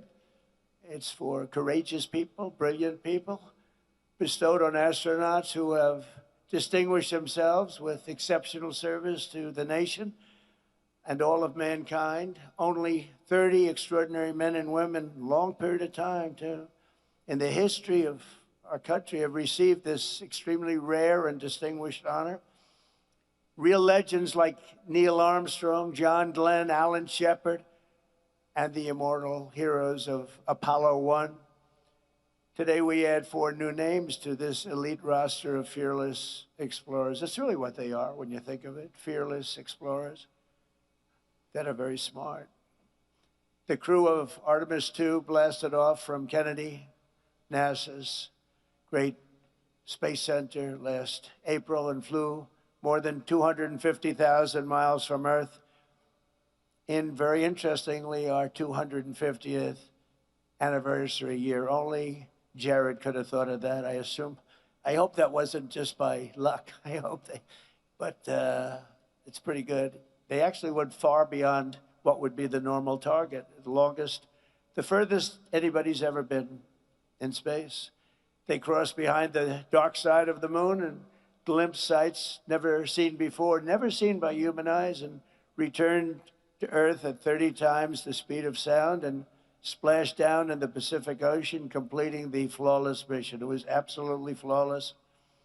Artemis II was led by a Navy veteran, a pilot, a father, and a great patriot, Commander Reed Wiseman. With unfailing strength and calm, Reed led the crew through every phase of the flight and their safe return to Earth. He was a great leader, respected by everybody. As many people will remember, during the mission, the crew named a previously unnamed lunar crater in loving memory of Reed's wonderful wife, who he lost to cancer. So they call it the Carroll Crater. So that's making Reed a little weepy right now, because I heard she was an incredible woman. Will never be forgotten now. She'll never be forgotten. We honor her.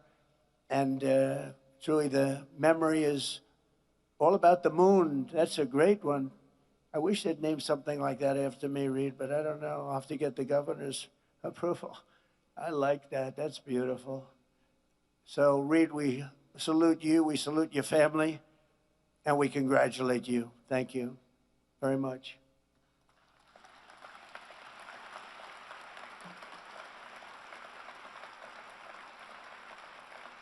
And today we also honor a distinguished naval aviator with an outstanding record as a test pilot.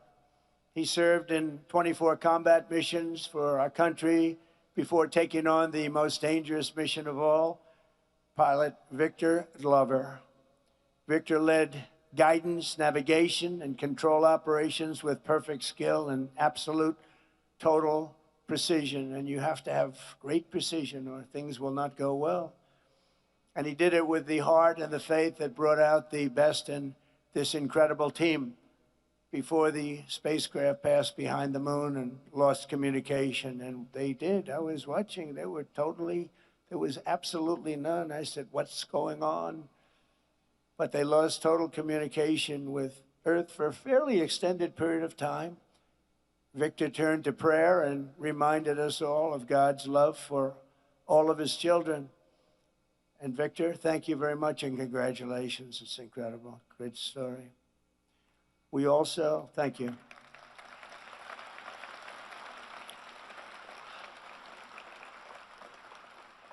We also recognize mission specialist Christina Cook, who before this flight had already set a world record for the longest continuous flight ever by a woman in space. On Artemis II, Christina led major science and observation tasks, making vital contributions to future missions and the advance of human knowledge. Christina tells young people, do what scares you. It's an interesting statement. I don't know about that, Christina. I don't know about that, Christina. But that's the attitude that you have to have. You want to do this. And that is the attitude that she has, and I think that everybody standing behind me has, frankly. The further she went, the stronger she got. She was really amazing, they say, on the trip. She was just amazing. So, Christina, thank you very much. We appreciate it. Great job.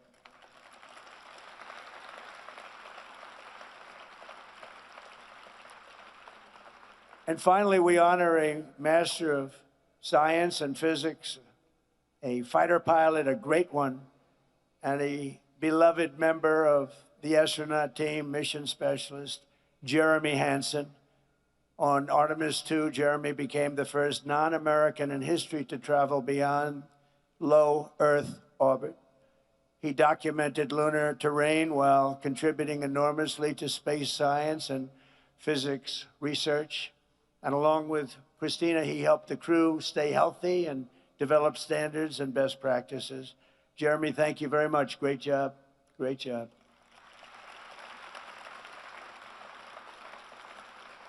So with unmatched bravery and unwavering faith, these four extraordinary astronauts renewed the legacy of the pioneers and explorers who charted the world's oceans, climbed its highest summits, and tamed the American West. Great people, great men and women, incredible. That spirit is written into the soul of our nation, and in the daring deeds of these heroes, we're reminded that for America, no aim is too high, no journey is too far, no challenge is too tough. In this country, we're limited only by the size of our aspirations and the scale of our dreams. We have the American dream, and the American dream is back. I think the American dream is back, stronger than ever before. We're doing great. This country is doing great right now. Never did anything like it. 81 stock market highs in 1.5 years, never been anything like it, including they broke it again yesterday for the 81st time. And $19.2 trillion is being invested in our country from outside countries and interests and people. And we've never seen it. That's why I call it the golden age. It's an exciting time. Tomorrow's going to be very exciting. And today, thanks to the crew of Artemis II, those dreams are closer than ever before, and we're on the cusp of an adventure and something that's so special. People have really not imagined anything. It's really, civilization is into the stars.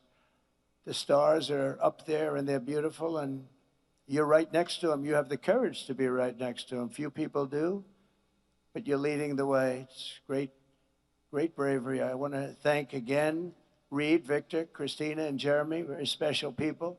And now I will sign the executive order creating the U.S. Space Academy, and then we will do the honors. Thank you very much, everybody. Great honor.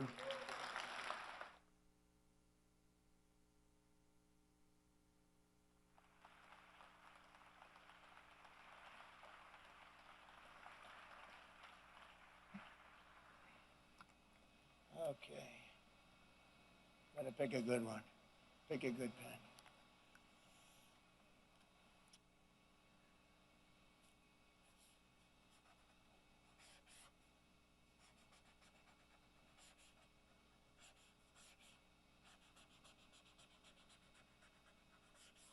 That's a good one. All right. Thank you very much. I think he deserves it, right? Okay.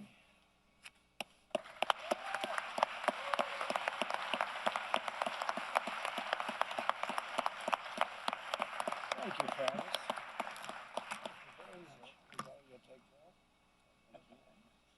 Take these around and give them out to some of the people. We'll do that. We'll go over here.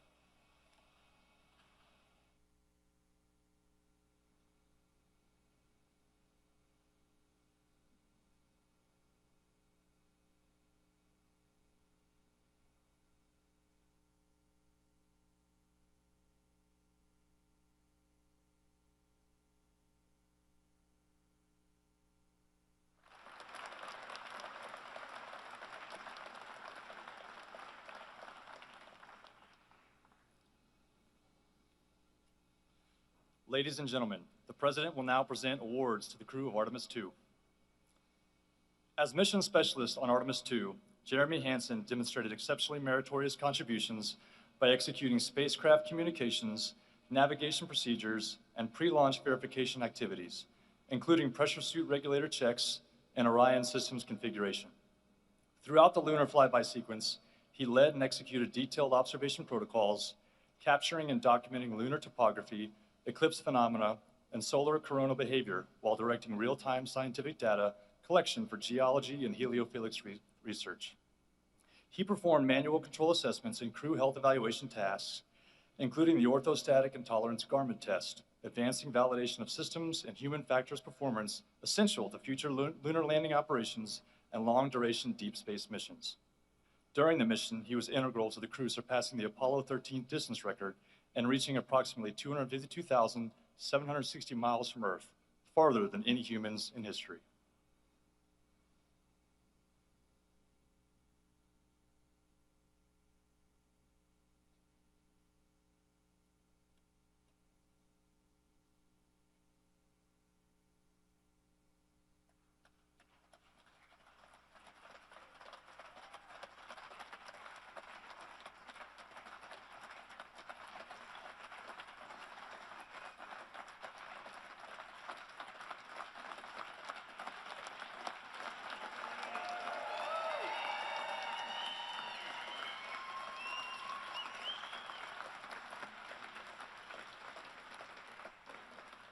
As mission specialist on Artemis II, Christina Cook demonstrated exceptionally meritorious service by leading major science and observation tasks during the mission's 7-hour lunar flyby, capturing and documenting impact craters, lava flows, surface fractures, and eclipse phenomena that significantly expanded understanding of lunar geology and solar corona behavior.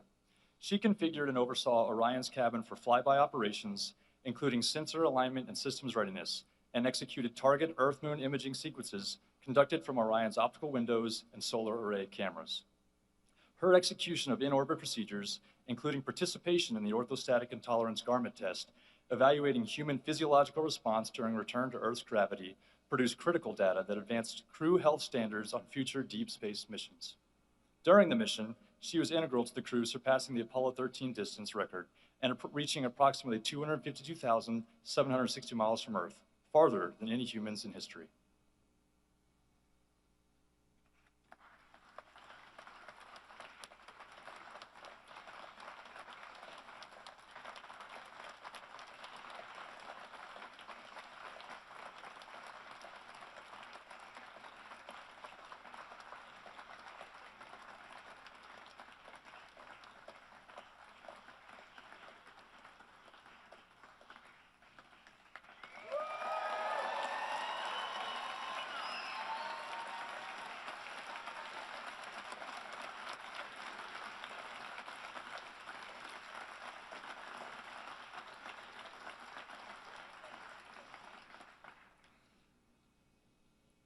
As pilot of Artemis II, Victor J. Glover distinguished himself through exceptionally meritorious performance by commanding and executing guidance, navigation, and control operations throughout launch, translunar injection, and return phases.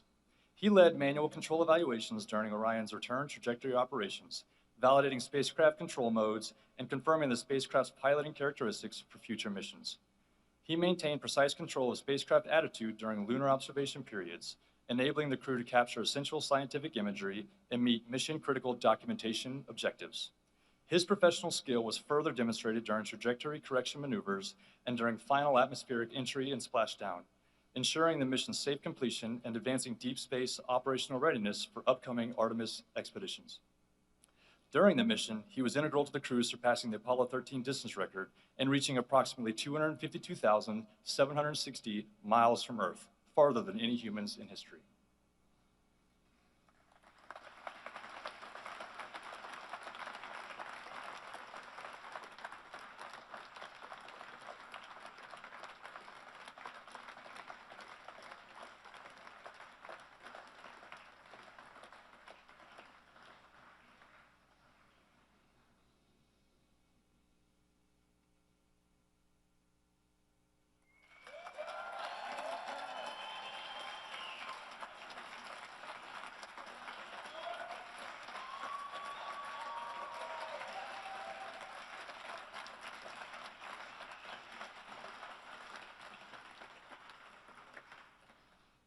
As commander of Artemis II, Reed Wiseman exhibited exceptionally meritorious leadership in executing the first crewed lunar mission in more than 50 years, commanding and leading the crew through critical pre-launch validations, including SLS RS-25 engine readiness and Orion spacecraft power-up and suit integrity checks.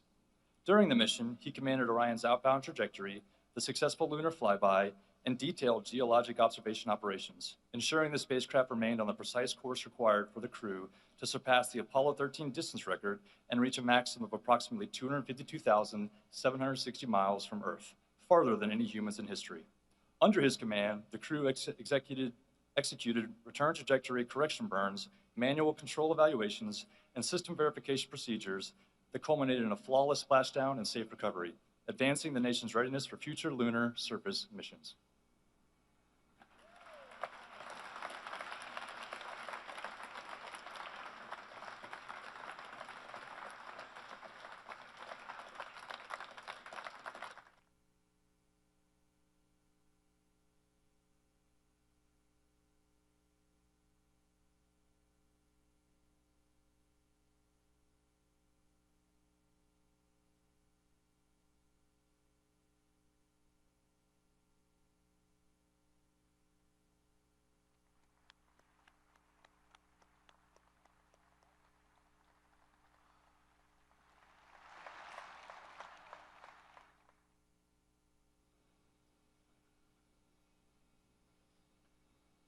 Victor, Christina, Jeremy, what an honor to do this with you three.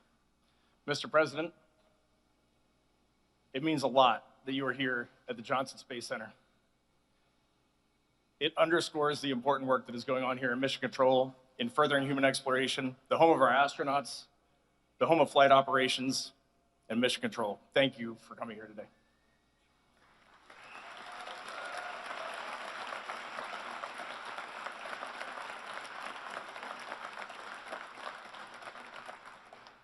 This is awesome. Oh, on April 1st, on the launch pad, when we were getting ready to ride this magnificent rocket, the crew said three things. Victor Glover said, "We are going for our families." Many of you are here today. Thank you so much for supporting us. Christina Cook said, "We're going for our teammates." Mr. President, when we were backstage and we heard you mentioning some of those names of those people who sent us on this mission and brought us back safely, that was warming our hearts. Thank you for honoring those people. And then Jeremy said, "We're going for all humanity." When we went around the far side of the moon, which has now been rounded up to 252,760 miles, we'll take it, keep rounding it up. We got to talk to you. You gave us a call. And the one thing that really sticks out to us is you said how proud you are and how proud our nation is of the job that we had just accomplished. And for us, that is what we set out to do. We wanted to inspire this nation and inspire the world, and for us, that showed us we were on the right track, so thank you for that call. We wear these 4 medals, and we are gonna wear them with pride, but please know, it is not pride for ourselves that we feel, and I truly mean that. It is pride for the grit that our families had when we left this planet. It is pride for that team, this NASA team, that sent us on this mission, and it is pride for the international community that stood alongside us, got this vehicle ready, operated it, and cheered us on. So thank you for bestowing this honor on us. And in closing, how cool it is to be an astronaut here in Houston and to see our entire astronaut corps standing here supporting us And behind me, you have the Artemis III crew, Randy, Luca, Frank, and Dr. Andre Douglas.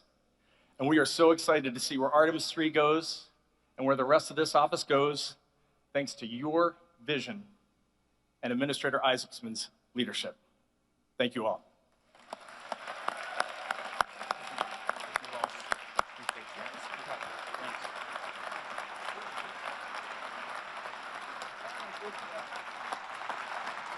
I'm going to hand it over to our esteemed pilot, Victor Glover.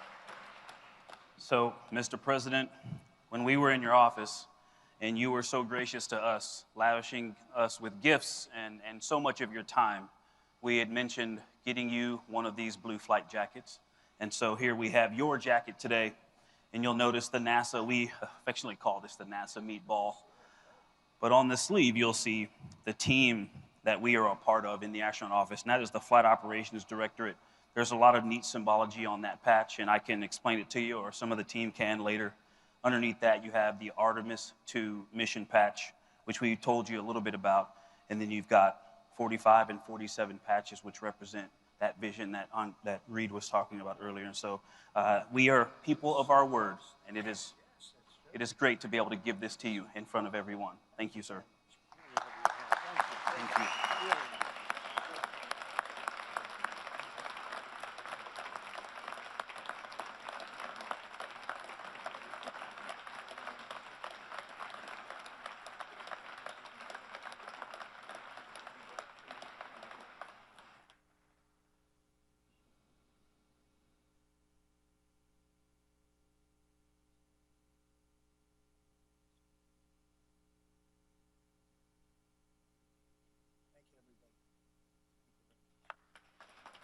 Now laid on their shoulders, because we go together for all humanity.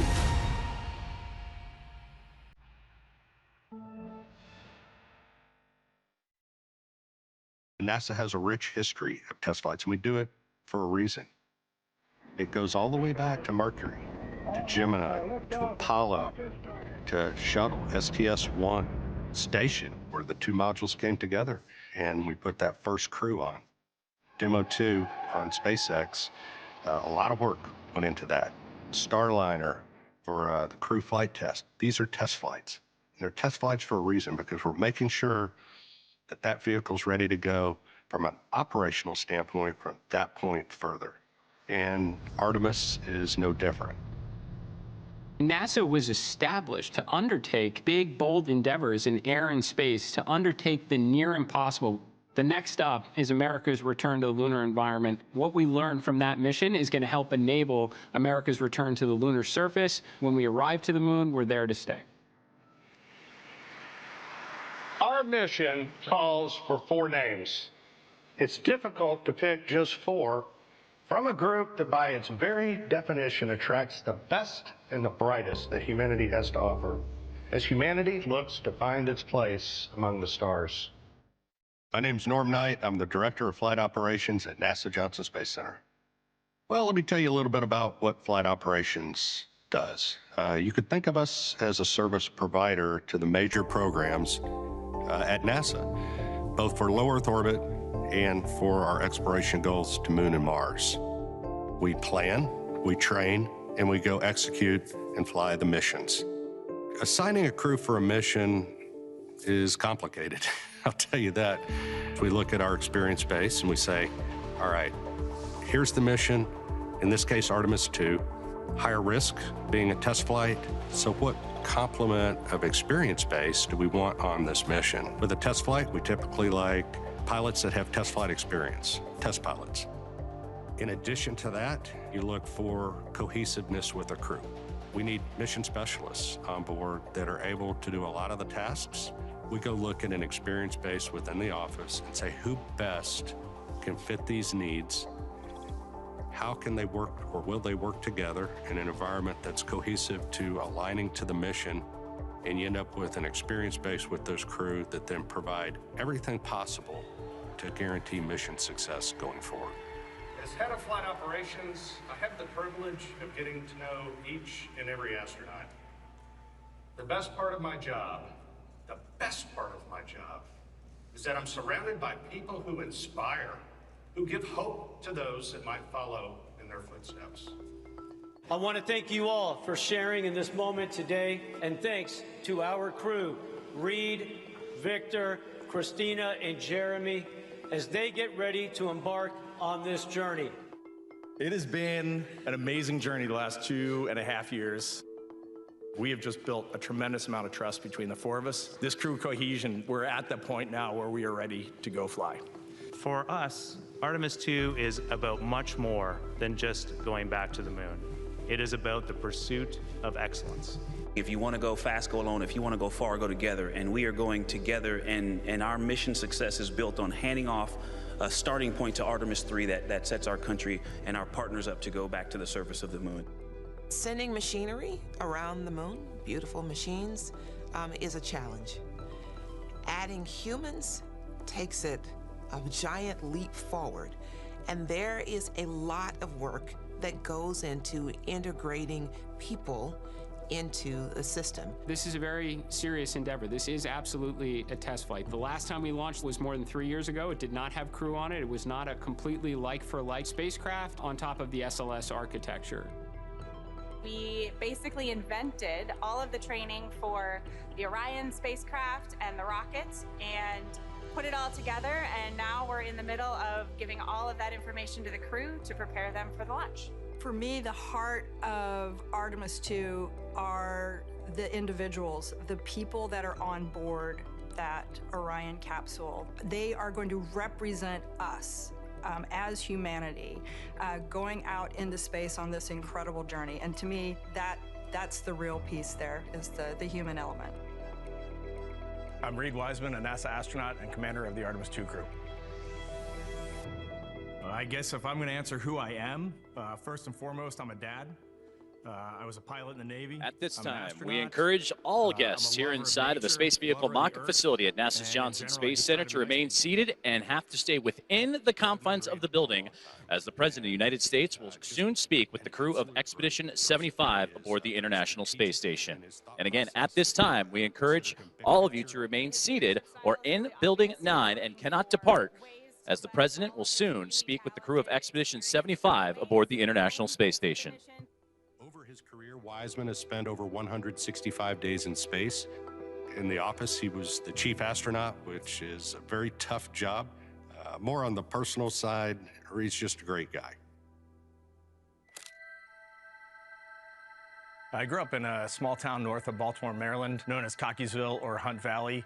The first time I remember being interested in space, I was in elementary school. I was always into cars and trains and planes, and I distinctly remember before the first space shuttle flight, I think I was 5 years old, the 747 flew over with a shuttle on the back.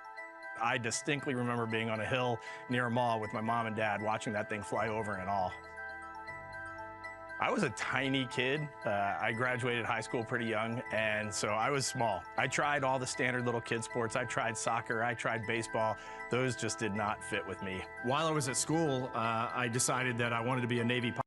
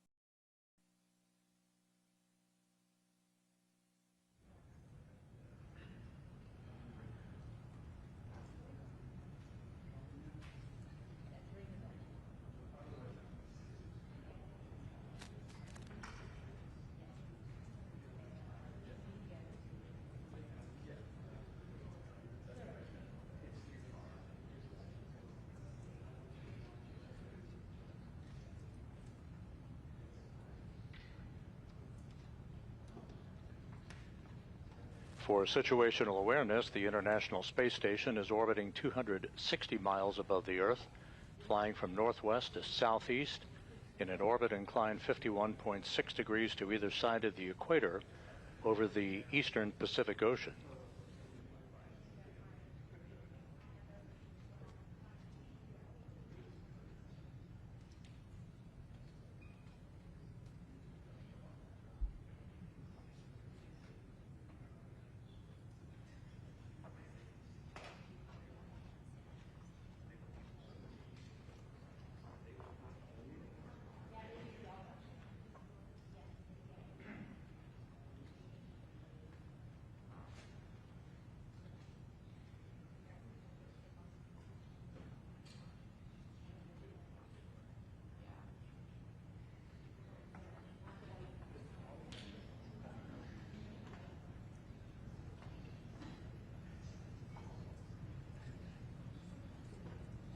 At the Flight Director Console with our Flight Director Pooja Jesrani is NASA Administrator Jared Isaacman.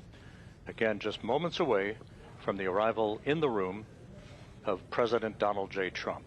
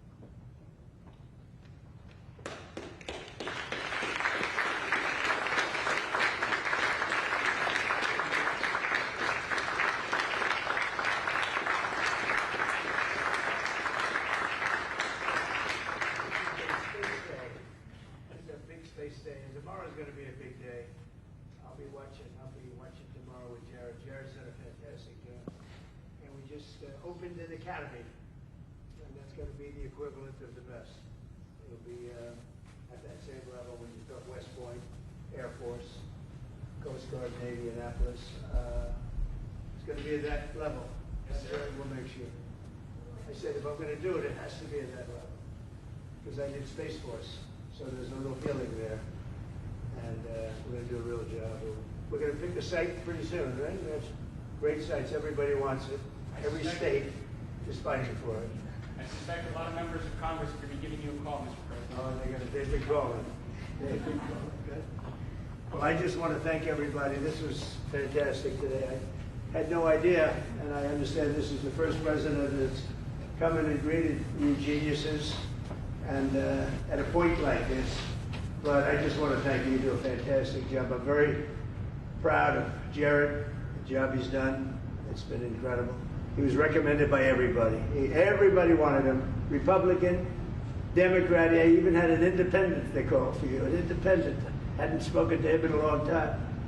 But it's a great honor, and what you do is incredible. And you're going to have a lot of interesting things happening. And I was saying today, I think it was very important that I said it, because we're talking about space, but you're also playing a very big part in the military, both defense and offense. And so what you're doing is, a lot of people don't realize that, but what you're doing is very important, and we appreciate it very much. And thank you very much. Thank you. Thank you very much.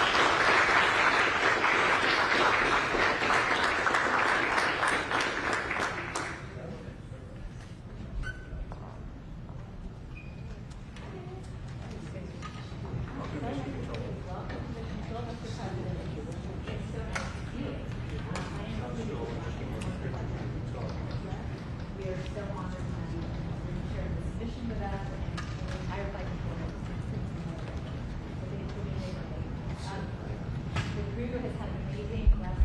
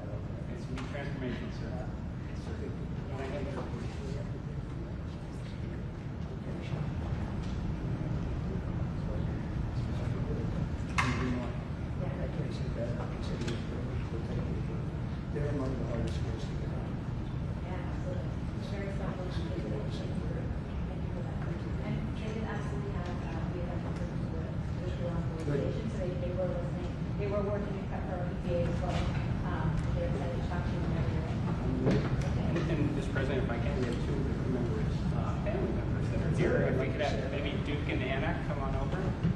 Duke is Jessica's husband, and Anna, I went to space with her. And her husband's up there. You can stand with me if you'd like. I'll do it. You can stand with me. Yes, Mr. President. You coach me a little bit. That's good. That's very nice. Thank you very much. Show what I did back here. We're going to get them all done. Go ahead. Oh, okay.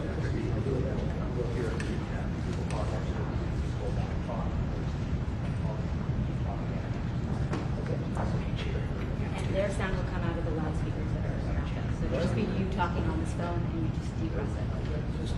And then I also have this for you.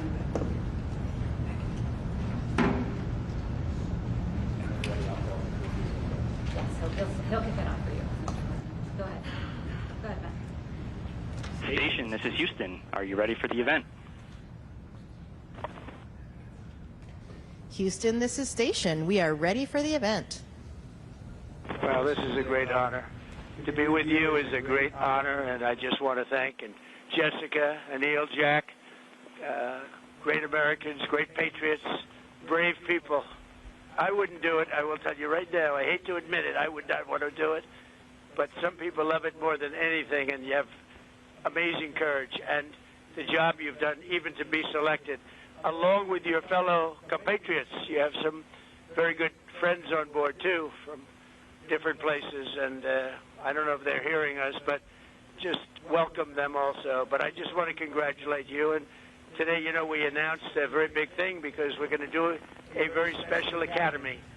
And whether it's West Point, Annapolis, the Coast Guard Academy, if you look at the Air Force Academy, we're going to have an academy for what you people do. Everybody in this room would be excited. And it'll be at the same level. I said it has to be at the same level. If we're going to do it, it has to be at that very high level. Those are among the hardest schools to get into in the whole country. I would say almost at the top. And that's what we want. So we're going to set that up. And we'll remember this day for that. And I didn't realize it when I announced it. Nobody knew about it. And the room went sort of crazy. They liked it. But we just announced it, and you probably saw. So congratulations on that. Are you feeling well being all the way up there? Well, first of all, that is very exciting news. We are thrilled to hear it. It's the first we've heard of it as well, and we want to welcome you on board the International Space Station. We and all of our colleagues are very thrilled to have you up here today. We're all doing very well. We've been in the middle of several spacewalks, and we're getting ready for another one next week. That's very exciting, and I have a couple of people here that are very special to two people at least. And you want to say hello? Come on over. Hi, it's Anna. Great to see you guys up there. We love you guys. You're doing a great job. Hi, babe. Have a good time up there. We'll see you soon. It's not bad, right? How could I let them stand here and, you know, they want to say hello and you want to say hello. Who needs Trump? We want to say hello to them, right? It's an honor. This was a big day, and it's a big day actually for our country. And you have some tremendous plans. We have some tremendous plans ahead, and it's going to be something very special. I'm very proud of Space Force because I did that. That was during my term. and a lot of people didn't believe in it. A lot of people in the next administration wanted to end it. And frankly, the military put their foot down. The military absolutely put their foot down. They wouldn't let that happen. There was almost a revolt, and now it's a part of the whole thing. A lot of this victories, when you look at Venezuela, when you look at what we've done with the drug people coming in by boat and by land, frankly, that people don't know about so much. We get all that information from space and from what the people hear and what some others are doing. So it's incredible. Incredible how important it is, such a big deal. And it will get, with the high technology, it will get more and more with years. It'll get more and more important. So congratulations. You're really pioneers in a true sense. They're really pioneers, and Jared certainly is a pioneer. And when I came originally, I went to Florida and looked at the Kennedy Space Center, and it was closed. It was just closed. And the runway was grass strewn. It had grass throwing through the cracks, a lot of cracks and a lot of grass growing through. And now when you look at it, it's like a different world. We're back. But it was sad to watch that. It was very, very sad. Sad time for our country, actually. And I just congratulate everybody, and be careful, be safe, and we love you all. Thank you very much. Thank you. Thank you, sir. And I would like to say, as a colonel in the Space Force, that I am very proud to serve in the largest domain imaginable. And last week, I got the great honor of doing a spacewalk and got to look at the space station from the robotic arm and saw the incredible ingenuity that we are capable of. And I'm just so proud and excited that we are going to pave the way to our next journey to the moon, moon base, and Mars. And thank you for propelling us in that direction. We are watching your plans right now come to fruition and grateful for your leadership during this time period. Thank you for coming today. Thank you very much. Thank you very much. Would you like to say, with that beautiful mustache? I want to get a mustache like that. Would you like to say something? Go ahead. Would you like to say? Absolutely, sir. I appreciate it. Yeah, the mustache is a lot of fun. You definitely have to have one in space. It's great in microgravity. It's in the great tradition of naval aviation. And if you're going to start an academy, you know, I graduated from the Naval Academy. I'm sure they're more than excited to support it and have it on board. And we're excited to be a part of the American space program. You're in MCC right now. Within 50, 100 feet of you are some of the finest minds that we have at NASA, and they're backed up by hundreds and thousands of more people at Johnson and Kennedy and all the centers around the country. America's leadership in the space program is incredible. We're excited about it. We're excited about going to the future, and our big team down at NASA is ready to execute and get Americans back on the surface of the moon. Thank you very much, and we'll all see you when you get back, right? We're going to see them when they get back, good and safe, and God bless you all. Thank you very much. Thank you. We will continue doing our best to inspire all of the bright minds in the next generation as well. We are so excited about the energy that we feel and the energy that has been kicked off by the Artemis II crew. Thank you for honoring them today as well. We had the pleasure of speaking to them while we were up here on the International Space Station crew to crew, and it made us all incredibly connected and incredibly proud for what we have accomplished as a country and as an international program. Great job. Very proud. We're going to see you when you get back. In fact, if you want, Oval Office time, right? It's going to be another Oval Office time. We have good luck with the Oval Office, right, Jared? So we'll see you in the Oval Office, okay? Thank you very much. Be safe. God bless you. Thank you so much for your visit. We hope you have a wonderful stay in Houston. Thank you. President, one more surprise for you for today. This plaque we prepared is the cornerstone in this first astronauts who return to the moon. We'll carry this cornerstone and place it on the surface of the moon. If you were hoping it was something for us. Absolutely.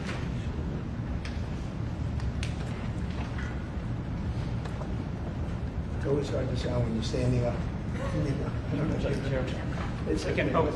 Yeah, let me say, I have to give a good signal. I'll sign and sit. Yeah, thank you. Good work.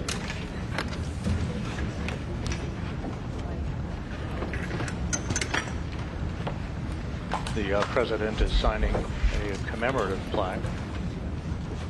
Standing behind him, NASA Administrator Jared Isaacman, and on the left of your screen, Anna Menon, an astronaut candidate and the wife of Neil Menon.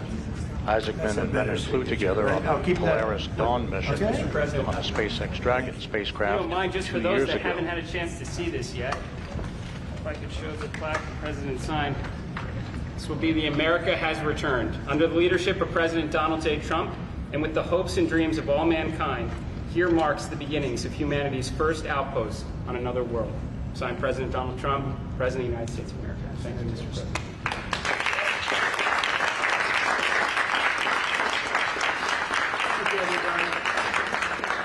See you on the plane.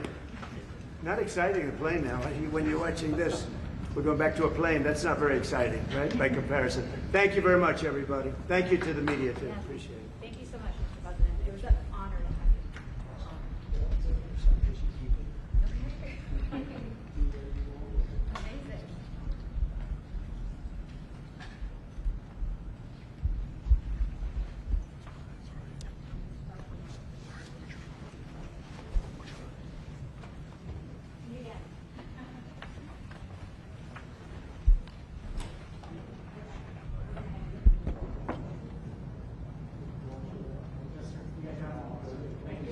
Thanks for being part of this history.